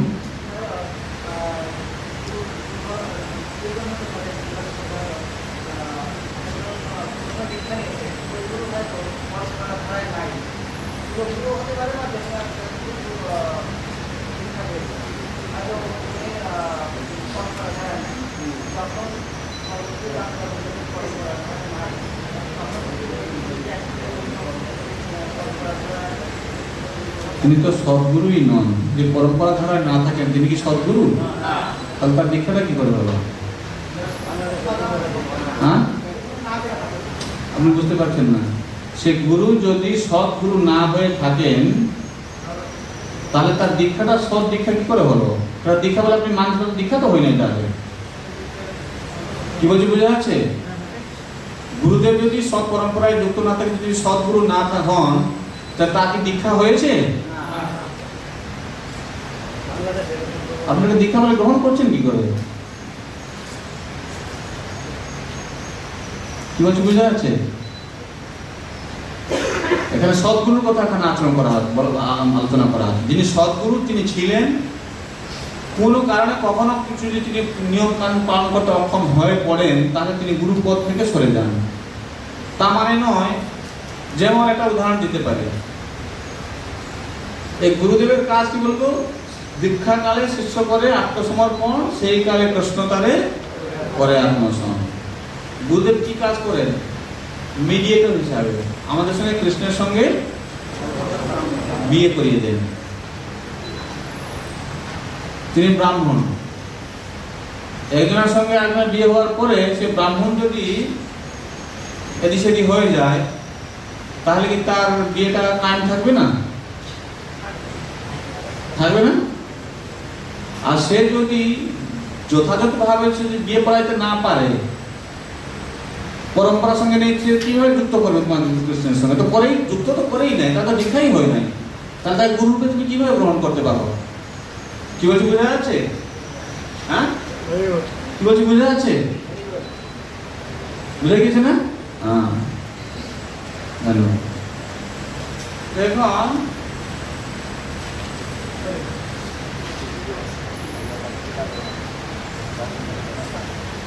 এই যে পড়ুন, সেই 12 নম্বর পৃষ্ঠা বলবো, মন্ত্রগুরু আর যত শিক্ষা গুরুগণ তাহার চরণাগে করিয়ে বন্ধন। পড়ুন। মন্ত্রগুরু আর যত শিক্ষাগুরুগণ তাহার চরণাগে করিয়ে মন্ত্রগুরু সমস্ত শিক্ষাগুরু শ্রীপাদ পদ্মে আমি সর্বপ্রথমে আমার আচ্ছা, তাহলে এখন এই দীক্ষাগুরু থাকছেন আর শিক্ষাগুরু থাকছেন, দুজন কি সমপর্যায়ভুক্ত? হাত তুলুন। দীক্ষাগুরু আর শিক্ষাগুরু তারা কি দুজন সমপর্যায়ভুক্ত? কেন না?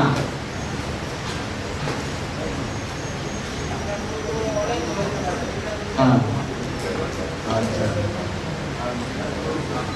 হ্যাঁ, আচ্ছা, ঠিক আছে। তো এই সূত্রে বলা যেতে পারে তারা সমপর্যায়ভুক্ত নয়।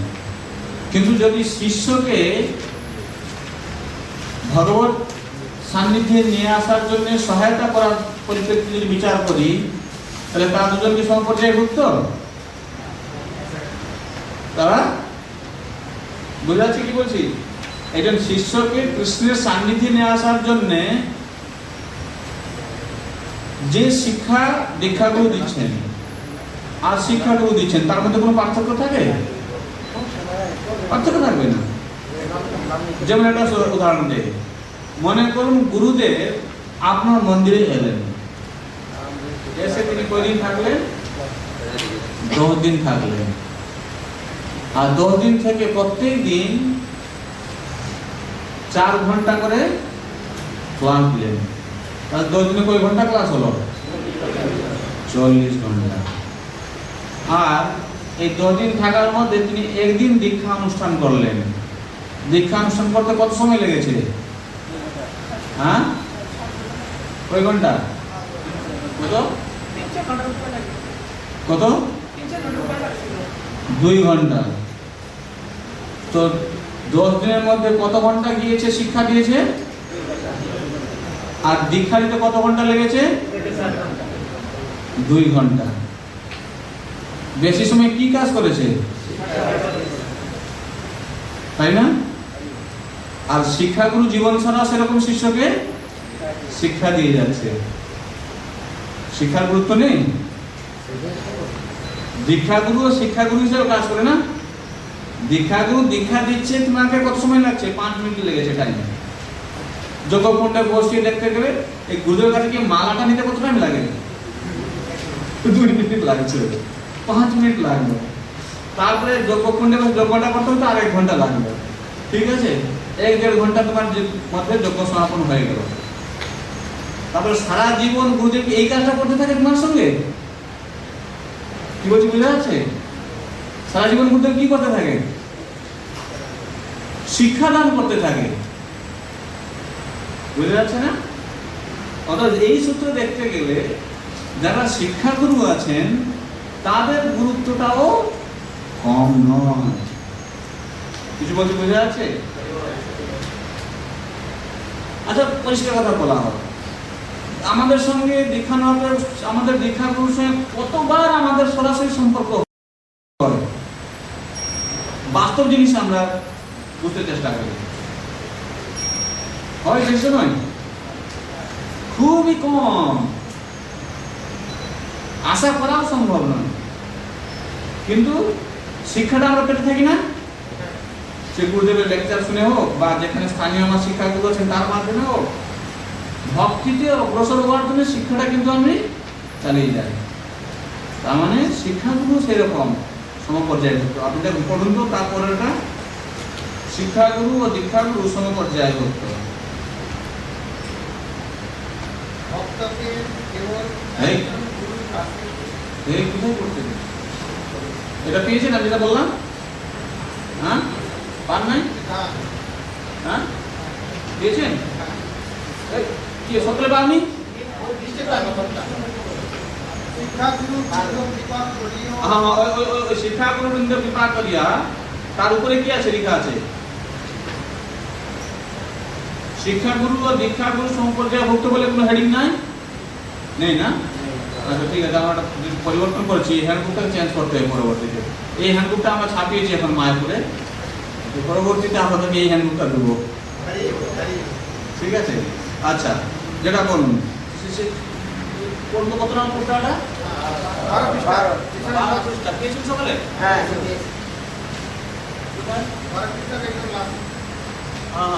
আছে না, যেখানে আছে যিনি প্রথমে মহামন্ত্র দীক্ষা দান করেন, পেয়েছেন?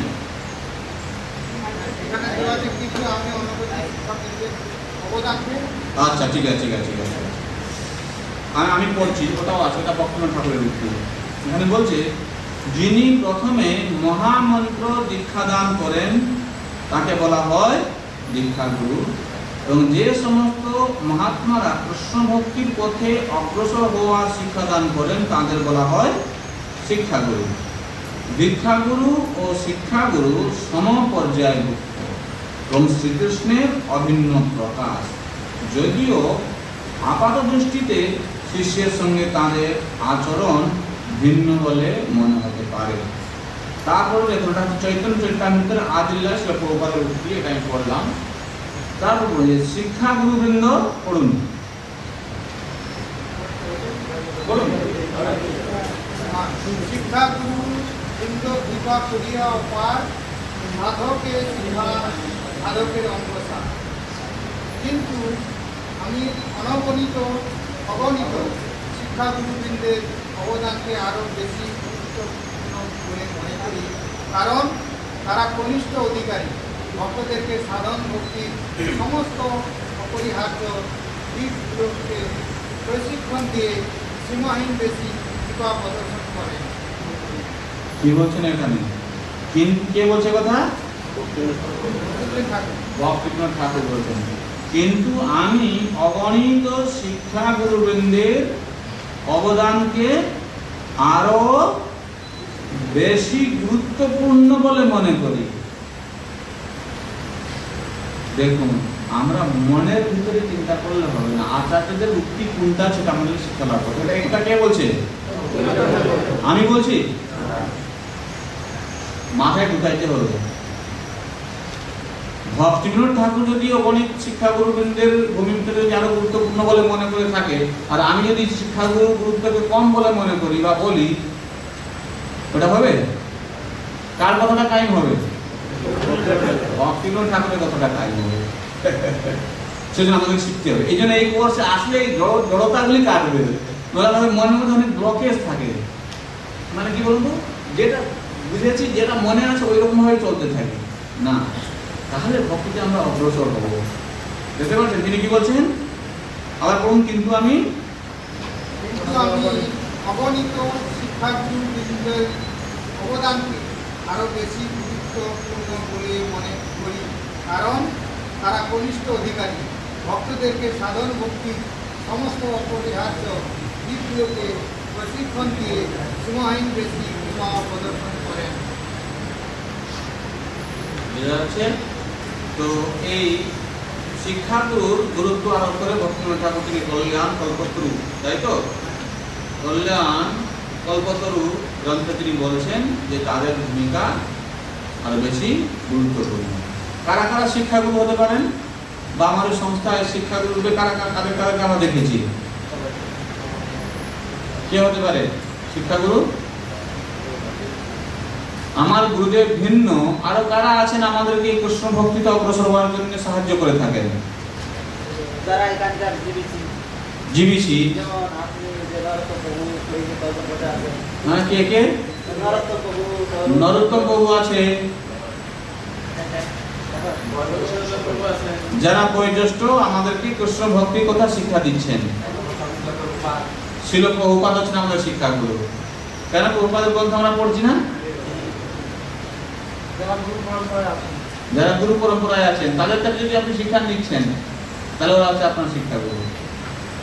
যেমন এখানে বিশেষ করে দেখতে গেলে যারা গাইড করছেন, আপনাকে সেবায় নিযুক্ত করছেন, কৃষ্ণ ভক্তি জাগরণ করার যে সুযোগ করিয়ে দিচ্ছেন, ওনারাই হচ্ছেন শিক্ষাগুরু, তাই না? ওদেরকে সঙ্গে সেরকম সম্মান জানাইতে হইবে।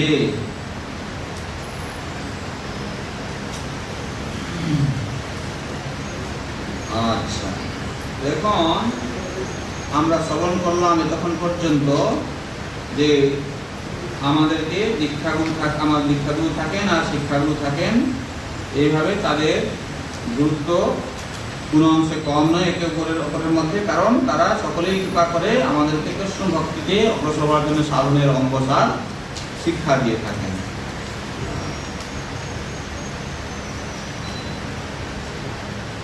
আচ্ছা, দীক্ষা কি নিতেই হবে, না নিলে চলবে না? হ্যাঁ, অবশ্যই নিতেই হবে। কেন বলছে তো যে জিহ্বা স্পর্শে আচণ্ডালে সকলে উদ্ধারে, বলছেন না?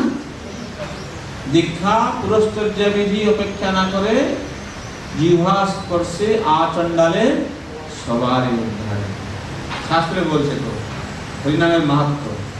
তো আমি তো হরিনাম করতেই পারি,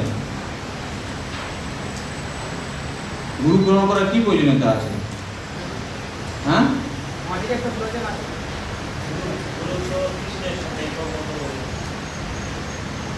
গুরু কৃষ্ণের সাথে সম্পর্ক করে দেন, সরাসরি সম্পর্ক করা যাবে না।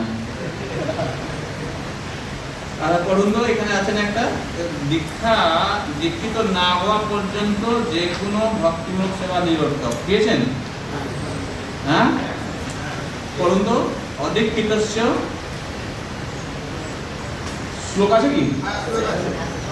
কি অদীক্ষিতস্য? অদীক্ষিতস্য বামর কীর্তন সর্বং নিরর্থকম পশুজনীম অবাপ্নোতি দীক্ষা বিরহিত রচনায়। সদ্গুরুর কাছ থেকে দীক্ষিত না হওয়া পর্যন্ত সব ধরনের পারমার্থিক কর্মকাণ্ড নিরর্থক হয়ে যায়, নিরর্থক থেকে যায়। যথাযথভাবে দীক্ষিত না হলে যে কোনো ব্যক্তি পশুজনিতেও উপকৃত হতে পারে।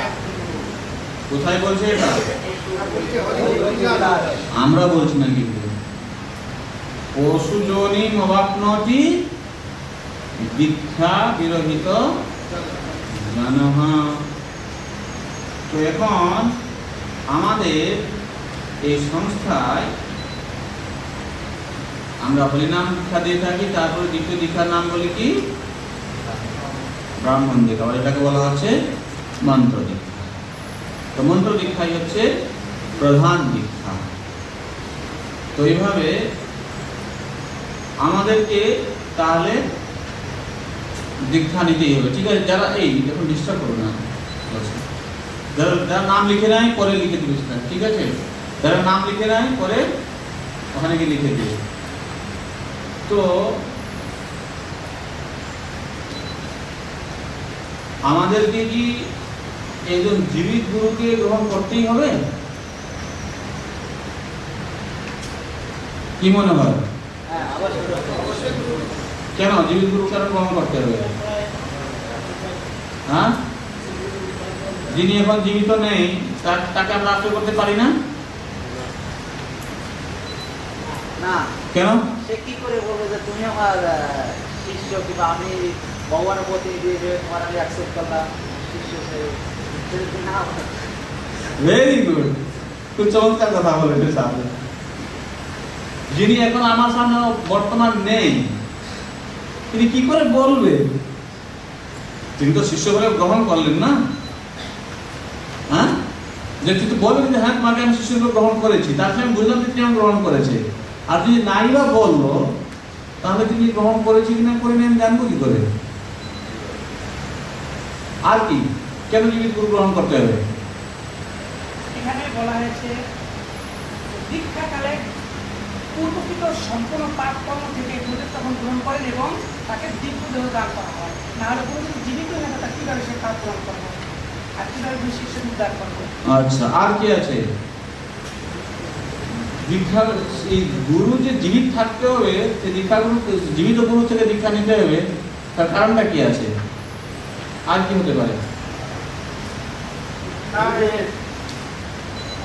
আমরা ভগবানকে জানি গুরুদেবের মাধ্যমে, তো গুরুদেব যদি জীবিত না থাকে, গুরুদেব আমরা কিভাবে জানবো যে ভগবান কৃষ্ণের ভগবান? আমাদের শিক্ষা দান করে। আর কিভাবে, কিসের জন্য?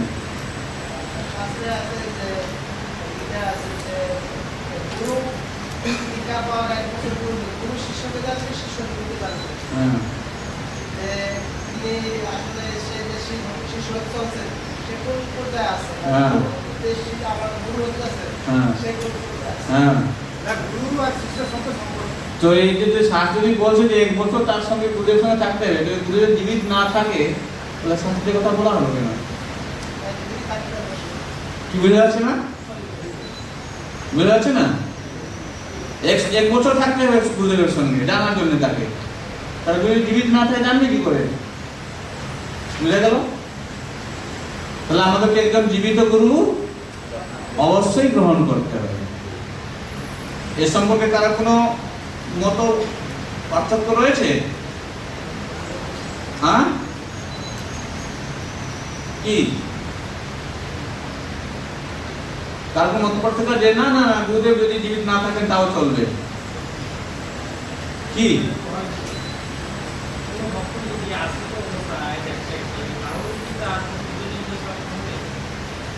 আশ্রিত অবস্থায় সে যদি হ্যাঁ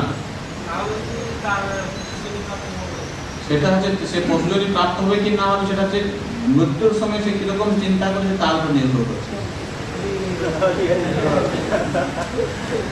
जम जम भाव स्मरण भावम प्रजत्यन्ते कलेवरम तम तमे व्यतिकन्ते सदा तद्भावः। আচ্ছা তাহলে একটা কথা বলি, এখানে ভালো প্রশ্ন জিজ্ঞাসা করেছে, যারা তাহলে দীক্ষা নিয়েছে তারা কি পশুজনী প্রাপ্ত হবে? হ্যাঁ, ভালো করে চিন্তা করো, যারা দীক্ষা পেয়েছে তারা কি পশুজনী পেতে পারে? হ্যাঁ, পারে না? তাহলে দীক্ষা নিয়েছে সে যদি পশুজনী প্রাপ্ত হতে পারে, যে আশ্রয় নিয়েছে সে পশুজনী প্রাপ্ত হতে পারে না? একই জিনিস, যে যার মধ্যে একটু কম গুণ আছে সেও গুরু হতে পারে, কেন সে যথাযথ পালন করছে। যে আমাদের মধ্যে কম গুণ থাকলেও আমরা যদি যথাযথভাবে পালন করি তাহলে আমরা সুরক্ষিত থাকবো। আর আমরা যথাযথ যদি নীতিনিয়ম পালন না করি তাহলে দীক্ষা কি আমাদের বাঁচিয়ে দিবে? বাংলাদেশে আছে না, আমার কিন্তু গুরু গ্রহণ হয়ে গেছে, কৈমালা জপ করো, আমি তো গুরু গ্রহণ করেছি, জপ আবার আমাদের কেন করতে হবে? বুঝে যাচ্ছে? ওইটা কিন্তু ইস্কনের শিক্ষা নয়, ইস্কনের দীক্ষা ওটা নয়।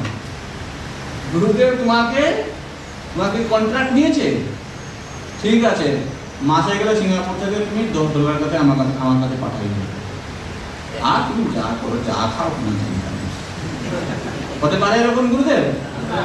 হ্যাঁ, ইস্কনে হবে না, বাইরে হতে পারে, হতে পারে, এভেলেবল আছে। ওটা কি সদ্গুরু? এই যোগ্যতা কোন শাস্ত্রে বলেছে? কোন শাস্ত্রে এরকম গুরু কথা বলে না। বিচলিত হলে চলবে না, আমাদেরকে আমাদের শাস্ত্র সিদ্ধান্ত জানতে হবে। বুঝে যাচ্ছে না? তো এখন তাহলে জীবিত গুরু অবশ্যই থাকতে হবে। যদি জীবিত গুরু না থাকেন তাহলে আমরা কার থেকে সেই মন্ত্র দীক্ষাটা কে দিবে? যদি জীবিত না থাকে মন্ত্রটা বলবে না। মনে করুন শাস্ত্রে কোনো কিছু আপনি বুঝতে পারছেন না, তার কাছে জীবিত গুরুর কাছে যেতে হবে না? জীবিত গুরু দীক্ষা গুরু হতে পারে অথবা শিক্ষা গুরু হতে পারে। দেখুন, যখন অনেক ভক্ত তাদের গুরুদেব যদি ইতিমধ্যে দেহান্ত হয়েছে, তারা দেখবেন কাউকে না কাউকে শিক্ষা গুরু হিসেবে তারা গ্রহণ করেছেন। কিভাবে? কিছু তখন যেটা সারা কথা বললাম, কিছু ভক্তি সম্বন্ধে কিছু জানতে চাইলো সে, তা কার কাছে যাবে? এই যদি গুরুদেব জীবিত না থাকে তাহলে তার কাছে যাবে না। যেমন একটা সাধারণ কথা বলি, প্রভুপাদের গ্রন্থ আছে, তাই না? আচ্ছা, প্রভুপাদের গ্রন্থে সবকিছু আছে? সবকিছু নেই? আচ্ছা, প্রভুপাদের গ্রন্থে যে সবকিছু আছে আপনারা সবকিছু বুঝতে পারেন? তাহলে প্রভুপাদ তো আছে, প্রভুপাদের গ্রন্থ তো আছে, তাহলে আর কাউকে গুরু নিতে হবে নাকি? কেন নিতে হবে? বুঝার জন্য। এখন এই শহরে একটা ঋত্বিকবাদ মন্দির আছে, শুনেছেন? জানেন ওরা কি করে? ওরা কি বলে? আর কেউ গুরু হবে না, তাই না? আর ওরা আপনাকে কি করে দেয়? দীক্ষা দিয়ে কি বলে? আপনি হচ্ছে প্রভুপাদের শিষ্য বানিয়ে ফেলে। বাহ রে বাহ, বহু সরলের ভাই, প্রভুদের শিষ্য অত্যন্ত সরল। আচ্ছা, এরকম খালি প্রভুপাদের কাছে নিয়ে তাকে বলে দিচ্ছে, তার মালা দিয়ে দিচ্ছে, তাতে প্রভুপাদের শিষ্য হয়ে যাচ্ছে। আর আপনি বারবার প্রত্যেকদিন আসছেন, প্রভুপাদের কাছে প্রণাম করছেন, তার যে বৈষ্ণব ভক্তরা আছে তাকে সম্মান করছেন, তার গ্রন্থ আদি অধ্যয়ন করছেন, প্রভুপাদ আপনাকে গ্রহণ করছে না? অবশ্যই অবশ্যই। এই মনের মধ্যে কিরকম ভুল পাকানো হয় দেখছেন, বুঝতে পারছেন? আচ্ছা বলুন তো, প্রভুপাদ এই যে সমস্ত ভক্তদেরকে পরবর্তীকালে যদি প্রভুপাদ ওরা যে বলছে যে প্রভুপাদ কাউকে বলে নাই, প্রভুপাদ কোনো গ্রন্থে পেয়েছেন কোথায় লিখেছে প্রভুপাদ যে ওর পরে আর কেউ দীক্ষা দিতে পারবে না? কোথায় প্রভুপাদের কথা লিখে নেই তা বলে। আচ্ছা, তো আচ্ছা আপনি বলুন তো, আপনি যে সকলকে এরকম প্রভুপাদের সামনে নিয়ে এসে দীক্ষা দিয়ে প্রভুপাদের শিষ্য বানিয়ে ফেলছেন, আর কি করছেন? আর ইসকনের যত এখন পর্যন্ত দীক্ষাগুরুরা আছেন সকলকে নিন্দা মন্দ করছে, তাই না? জানেন, যৎপর মাস নিন্দা করে। আচ্ছা এটা কোন বৈষ্ণবীয় ধারার নীতি আছে আপনি আমাকে বলুন তো দেখি, কি বলতে বোঝা যাচ্ছে? কোন বৈষ্ণবীয় নীতিতে এই কথাটি বলে? আচ্ছা আর একটা কথা বলি, আচ্ছা এখনকার যারা আমাদের স্কুলের গুরুদেবরা আছেন তারা আছে প্রভুপাদের অনুগামী, তাই না? যদি ওরা বলে যে ওরা কেউই গুরু হওয়ার যোগ্য নয়, তার মানে এখান থেকে বোঝা যাচ্ছে কি যে প্রভুপাদের যে শিক্ষা সেটি বিফল হয়েছে। কি বলছি বোঝা যাচ্ছে না? তাই না? এত ইস্কনটা এত বড় সংস্থা যেখানে তিনি এত ভক্তকে শিক্ষা দিয়ে তাদেরকে ভক্তি জীবনে অগ্রগতি করার জন্য সাহায্য করলেন, আপনারা এখনো বলছেন যে কি তারা কেউ যোগ্যতা প্রাপ্ত হতে পারে নাই, তার মানে প্রভুপাদ অযোগ্য ছিলেন। প্রভুপাদের শিক্ষার কাজ হয়নি মানে কি? তার মানে প্রভুপাদ যোগ্য ছিলেন? যার শিক্ষা কাজ করছিলেন তিনি কি যোগ্যতা সম্পন্ন ছিলেন? হ্যাঁ, তিনি ছিলেন না যোগ্যতা সম্পন্ন। তাহলে কাকে নিন্দা করা হচ্ছে? এটি হচ্ছে ঋত্বিক ফিলোসফি। যিনি আমাদের সংস্থার সংস্থাপক আচার্য তাকে পর্যন্ত তারা পরোক্ষভাবে নিন্দা করছে। প্রভুপাদের নীতি নিয়ম পালন করে যদি কেউই ঠিক হতে পারে নাই, তার মানে প্রভুপাদের কথার কোনো মূল্য নেই। কি বলছি বোঝা যাচ্ছে? তার প্রভুপাদের কথা যদি মূল্য না থাকে তাহলে ওরা কি করছে? প্রভুপাদকেই তারা নিন্দা করছে।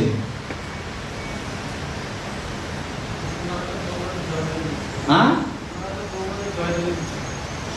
আমি যেটা বলছি বুঝতে পারছেন?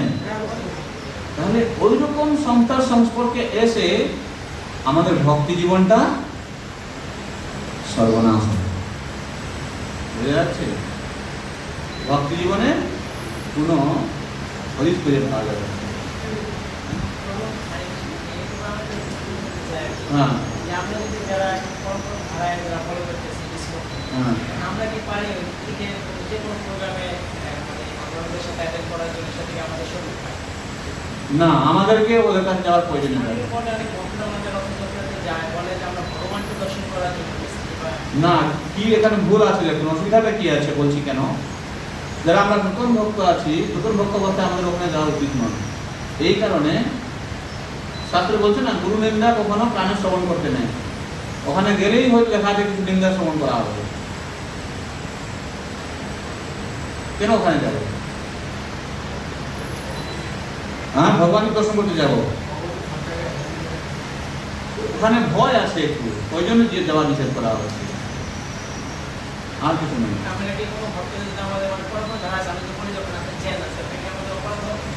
না, এটা বুঝাইতে হবে যে তুমি দেখো ওখানে গেলে ওর তো গুরু অপরাধী ওরা সব, তোদের কাছে গিয়ে তুমি কি শিক্ষাটা লাভ করবে? কি প্রয়োজন আছে তোমার ওখানে যাওয়ার? তুমি তাকে আরো বেশি বল দিতে যাচ্ছ। তুমি যদি যাও, সে আরো বেশি অপরাধ করছে, তোমাকে দেখে সে গুরু নিন্দা করছে, তার কাছে আমার কি প্রয়োজনীয়তা আছে আমাদের? যাই হোক, তো এখন সাধারণ একটা চিন্তা করে দেখুন। আচ্ছা, ওরা ভক্তকে ধরে নিয়ে আসে প্রভুপাদের সামনে, মালা দিয়ে দিয়ে বলছে তুমি আজকে প্রভুপাদের শিষ্য হয়ে গেলে, জপ করো। আচ্ছা, সে তার মধ্যে এত শুদ্ধতা চলে আসলো, সেটা করতে পারছে না। আমাদের যে গুরুদেবরা আছেন তারা কি করেন? তারাও সেটা করেন না। তারাও নিয়ে আসেন, প্রভুপাদের সামনে রেখে দীক্ষাটা, মালাটা প্রদান করছেন। ক্ষতিটা কোথায় আছে এখানে? ক্ষতিটা কি বলতো? ঈর্ষা। ঈর্ষা বুঝলেন? মাৎসর্য ভাব। ও তো এইরকম বৈষ্ণবীয় সিদ্ধান্ত কোনো জায়গায় শাস্ত্রে দেখা যায় না। আমি আসছি। এটা পড়ুন তো, তার পরবর্তী পৃষ্ঠায় দেখুন, এই যে মরণোত্তর ঋত্বিক তত্ত্বের খণ্ডন দিয়েছেন, পরবর্তী পৃষ্ঠায় যা দিয়েছেন, ষোলো পৃষ্ঠায় যান, 16 পৃষ্ঠায় দিয়েছেন। পড়ুন তো কি লেখা আছে এখানে।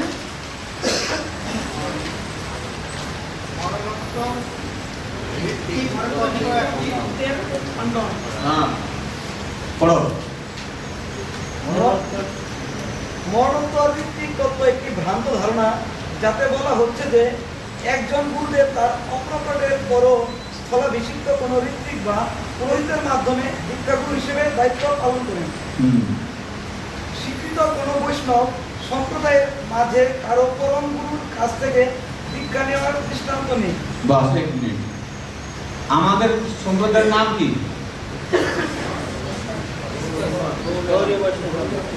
ব্রহ্ম মাধব গৌড়ীয় সম্প্রদায়। এটা হচ্ছে মধ্ব সম্প্রদায়, তাই না? এরকম কয়টা সম্প্রদায় আছে? 4টা সম্প্রদায় আছে। শাস্ত্রে কোন বৈষ্ণব সম্প্রদায়ে আপনারা দেখতে পারেন না যে সে তার পরম গুরুদেবের কাছে দীক্ষা নিচ্ছে। এইরকম কোন সিদ্ধান্ত শাস্ত্রে ভেঙে যাওয়া যায়, এটা কোনো কোথায় দেখা যায় না। প্রত্যেক পরম্পরায় দেখবেন গুরু আছেন, তার পরবর্তী গুরুদেব, তার পরবর্তী গুরুদেব, তারা এরকম দীক্ষা দিয়ে চলেছেন। এটি হচ্ছে সিদ্ধান্ত, শাস্ত্র সিদ্ধান্ত। ওদের যে সিদ্ধান্তটা আছে শাস্ত্র বিরুদ্ধ। তারপরে কারো পরম গুরুর কাছ থেকে দীক্ষা গ্রহণের ব্যাপারে কোনো ধরনের শাস্ত্রীয় প্রমাণ বা সিদ্ধান্ত নেই। বাস।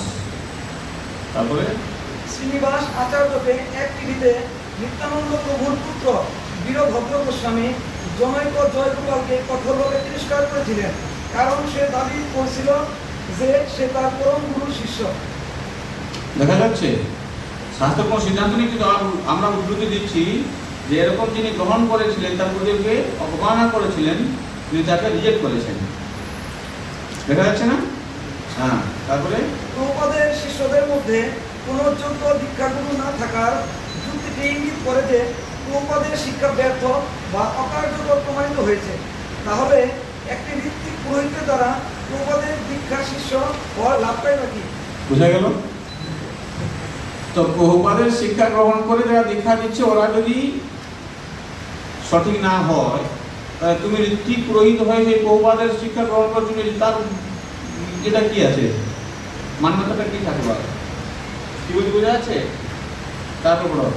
একজন ঋত্বিক গুরু উপদেশ দেন, কিন্তু একজন সদ্গুরুর মতো শিষ্যকে উদ্ধার করার আনুষ্ঠানিক দায়িত্ব গ্রহণ করতে চান না।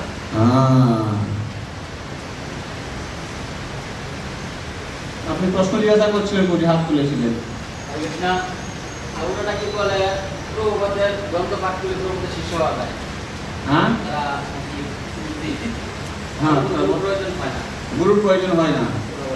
হ্যাঁ, প্রভুপাদের গ্রন্থ পাঠ করলেই প্রভুপাদের শিষ্য হওয়া যায়, অন্য গুরুর প্রয়োজন হয় না। হ্যাঁ, পুরা পুজোর বানিয়ে আছে। আচ্ছা। তাই হ্যাঁ, তো এটা আপনি কি বলতে চাইছেন? এটা ঠিক ভুল নাকি? এটা কোনো প্রশ্ন?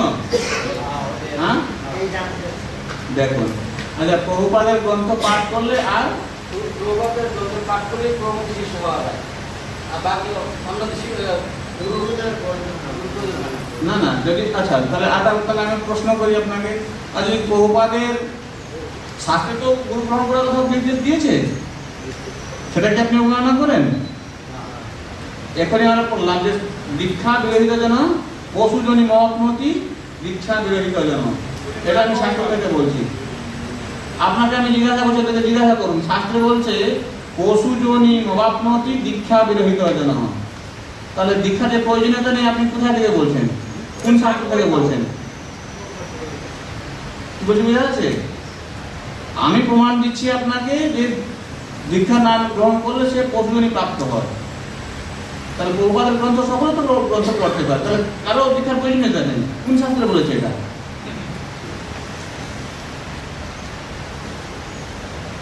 আর এই যে ওরা যে বলে না যে প্রভুপাদ গ্রন্থ পড়লেই প্রভুপাদের শিষ্য হয়ে যায়, ওটা কেন বলে জানেন তো? ওটা আমাদের মতন মূর্খকে লোভ দেখিয়ে আমাদেরকে ওদের কাজে ইউজ করার জন্য ওরা এই সমস্ত কাজ করছে। আপনি বলুন আমাকে, আমি একটা প্রত্যক্ষ উদাহরণ দিই। যারা ওই রকম ঋত্বিকবাদের অনুসরণ করছে, যে ওই মন্দিরের রিপ্রেজেন্টেটিভ হয়ে তাদেরকে গাইড করছে, তাকে সেই ভক্তরা মানে না? কি মানে না? আচ্ছা, তাকে যদি তোমার মানতে হয় যে একটা বৈষ্ণব অপরাধী, সবসময়ের জন্য অন্যান্য বৈষ্ণবের নিন্দা করছে, তাহলে আমাদের সংস্থায় যারা গুরুদেব আছে এতদিন ধরে সুন্দরভাবে যে প্রচার করছে তাদেরকে গ্রহণ করতে ক্ষতিটা কোথায় আছে? কি বলছি বোঝা যাচ্ছে না? হ্যাঁ, কি বলছি বোঝা যাচ্ছে? ওরা কি আছে, ওরা যদি বললাম ওরা একটু মাছরে পরায়ণ হয়ে এরকম কিছু করতে থাকে, তবে আমাদের কাজ নয় ওদের নিন্দা। এটা কাজ আমরা আপনাদের এখানে শিক্ষা দিচ্ছি মানে নেই যে আমরা ওদের বিরুদ্ধে কিছু আলোচনা করতে চাইছি, এটা হচ্ছে আমাদের কাজ না। আমাদের কাজ হচ্ছে যারা আমাদের সংস্পর্শে এসেছে ওদেরকে প্রভুপাদের যে ইচ্ছা সেটি যথার্থভাবে তাদের ভিতরে প্রতিফলিত হয়, তার জন্য বুঝে জিনিসটা।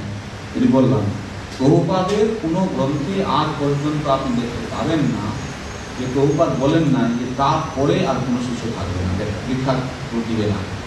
বরং প্রভুপাদ বলেছেন আরো হাজার হাজার শত শত তার পরম্পরায় গুরুদেব আসবে, তারা দীক্ষা দিবে, এই পরম্পরা চলতে থাকবে। এটি হচ্ছে প্রভুপাদের ইচ্ছা ছিল।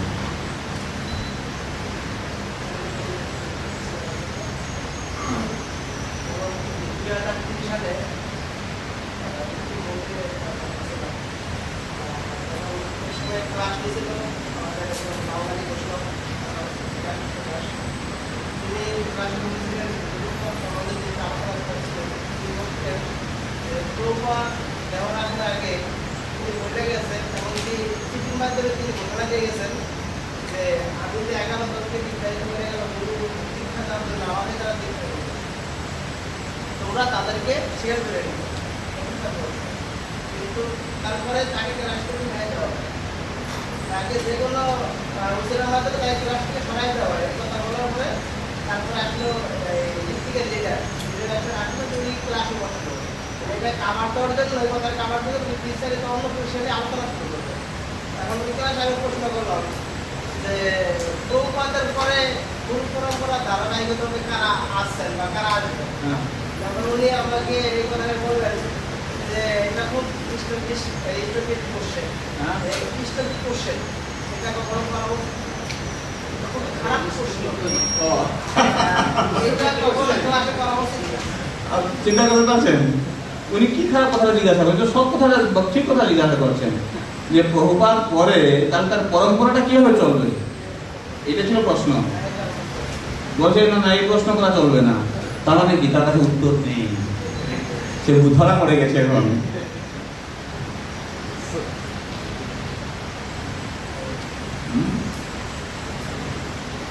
শাস্ত্রে এমন কোন প্রমাণ আছে এরকম ঋত্বিকবাদ পরম্পরা চলতে থাকে? কোন বৈষ্ণব সিদ্ধান্তে আছে এটা? 4টা বৈষ্ণব পরম্পরা আছে, তাই না? এই 4টি বৈষ্ণব সম্প্রদায়ের মধ্যে কোন সম্প্রদায় এরকম ঋত্বিক পরম্পরা চলছে দেখেছেন? নেই, তার অশাস্ত্রীয়। ওদের শাস্ত্রে যেটি নেই সেটাকে কখনো গ্রহণ করা যেতে পারে না। ঠিক আছে, তো এখন পর্যন্ত আমরা এই দ্বিতীয় পাঠ শেষ করলাম। ঠিক আছে, তো এখন আমরা ব্রেক নেব, প্রসাদ নেব। প্রসাদ নেওয়ার পর তৃতীয় পাঠ থেকে আমরা শুরু করবো আবার। কিছু বোঝা যাচ্ছে?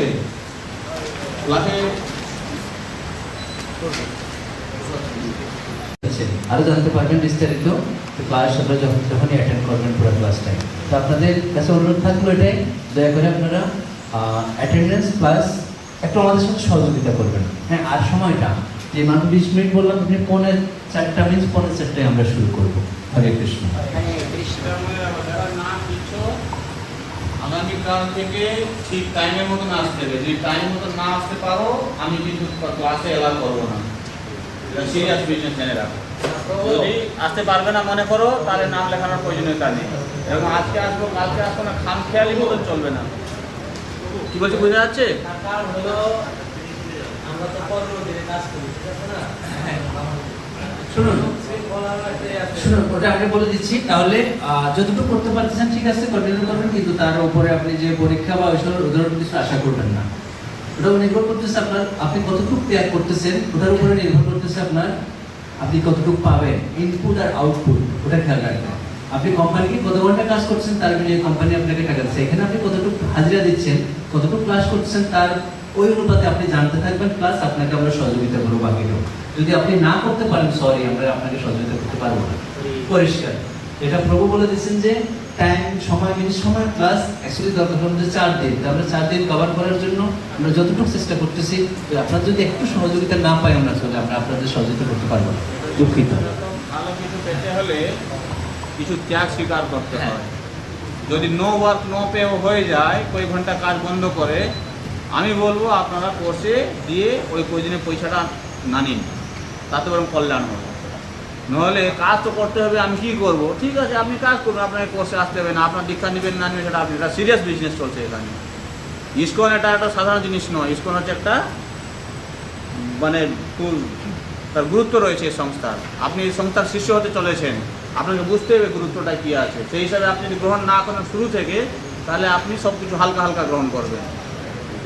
বুঝে যাচ্ছে? স্ট্রিক্ট। যিনি আসতে চান আপনি আসবেন, আপনি শিষ্যত্ব গ্রহণ করবেন। আপনি আসতে চাইছেন, আপনাকে আমরা আমন্ত্রণ জানাচ্ছি, কিন্তু টাইমের মতন আসতে হবে, কোর্স ঠিক মতন করতে হবে, পরীক্ষা দিতে হবে, তাহলে সেই হিসাবে সব কিছু চলবে। নাহলে সব কিছু হালকা হালকা হয়ে যায়, হালকা হালকা চলবে না।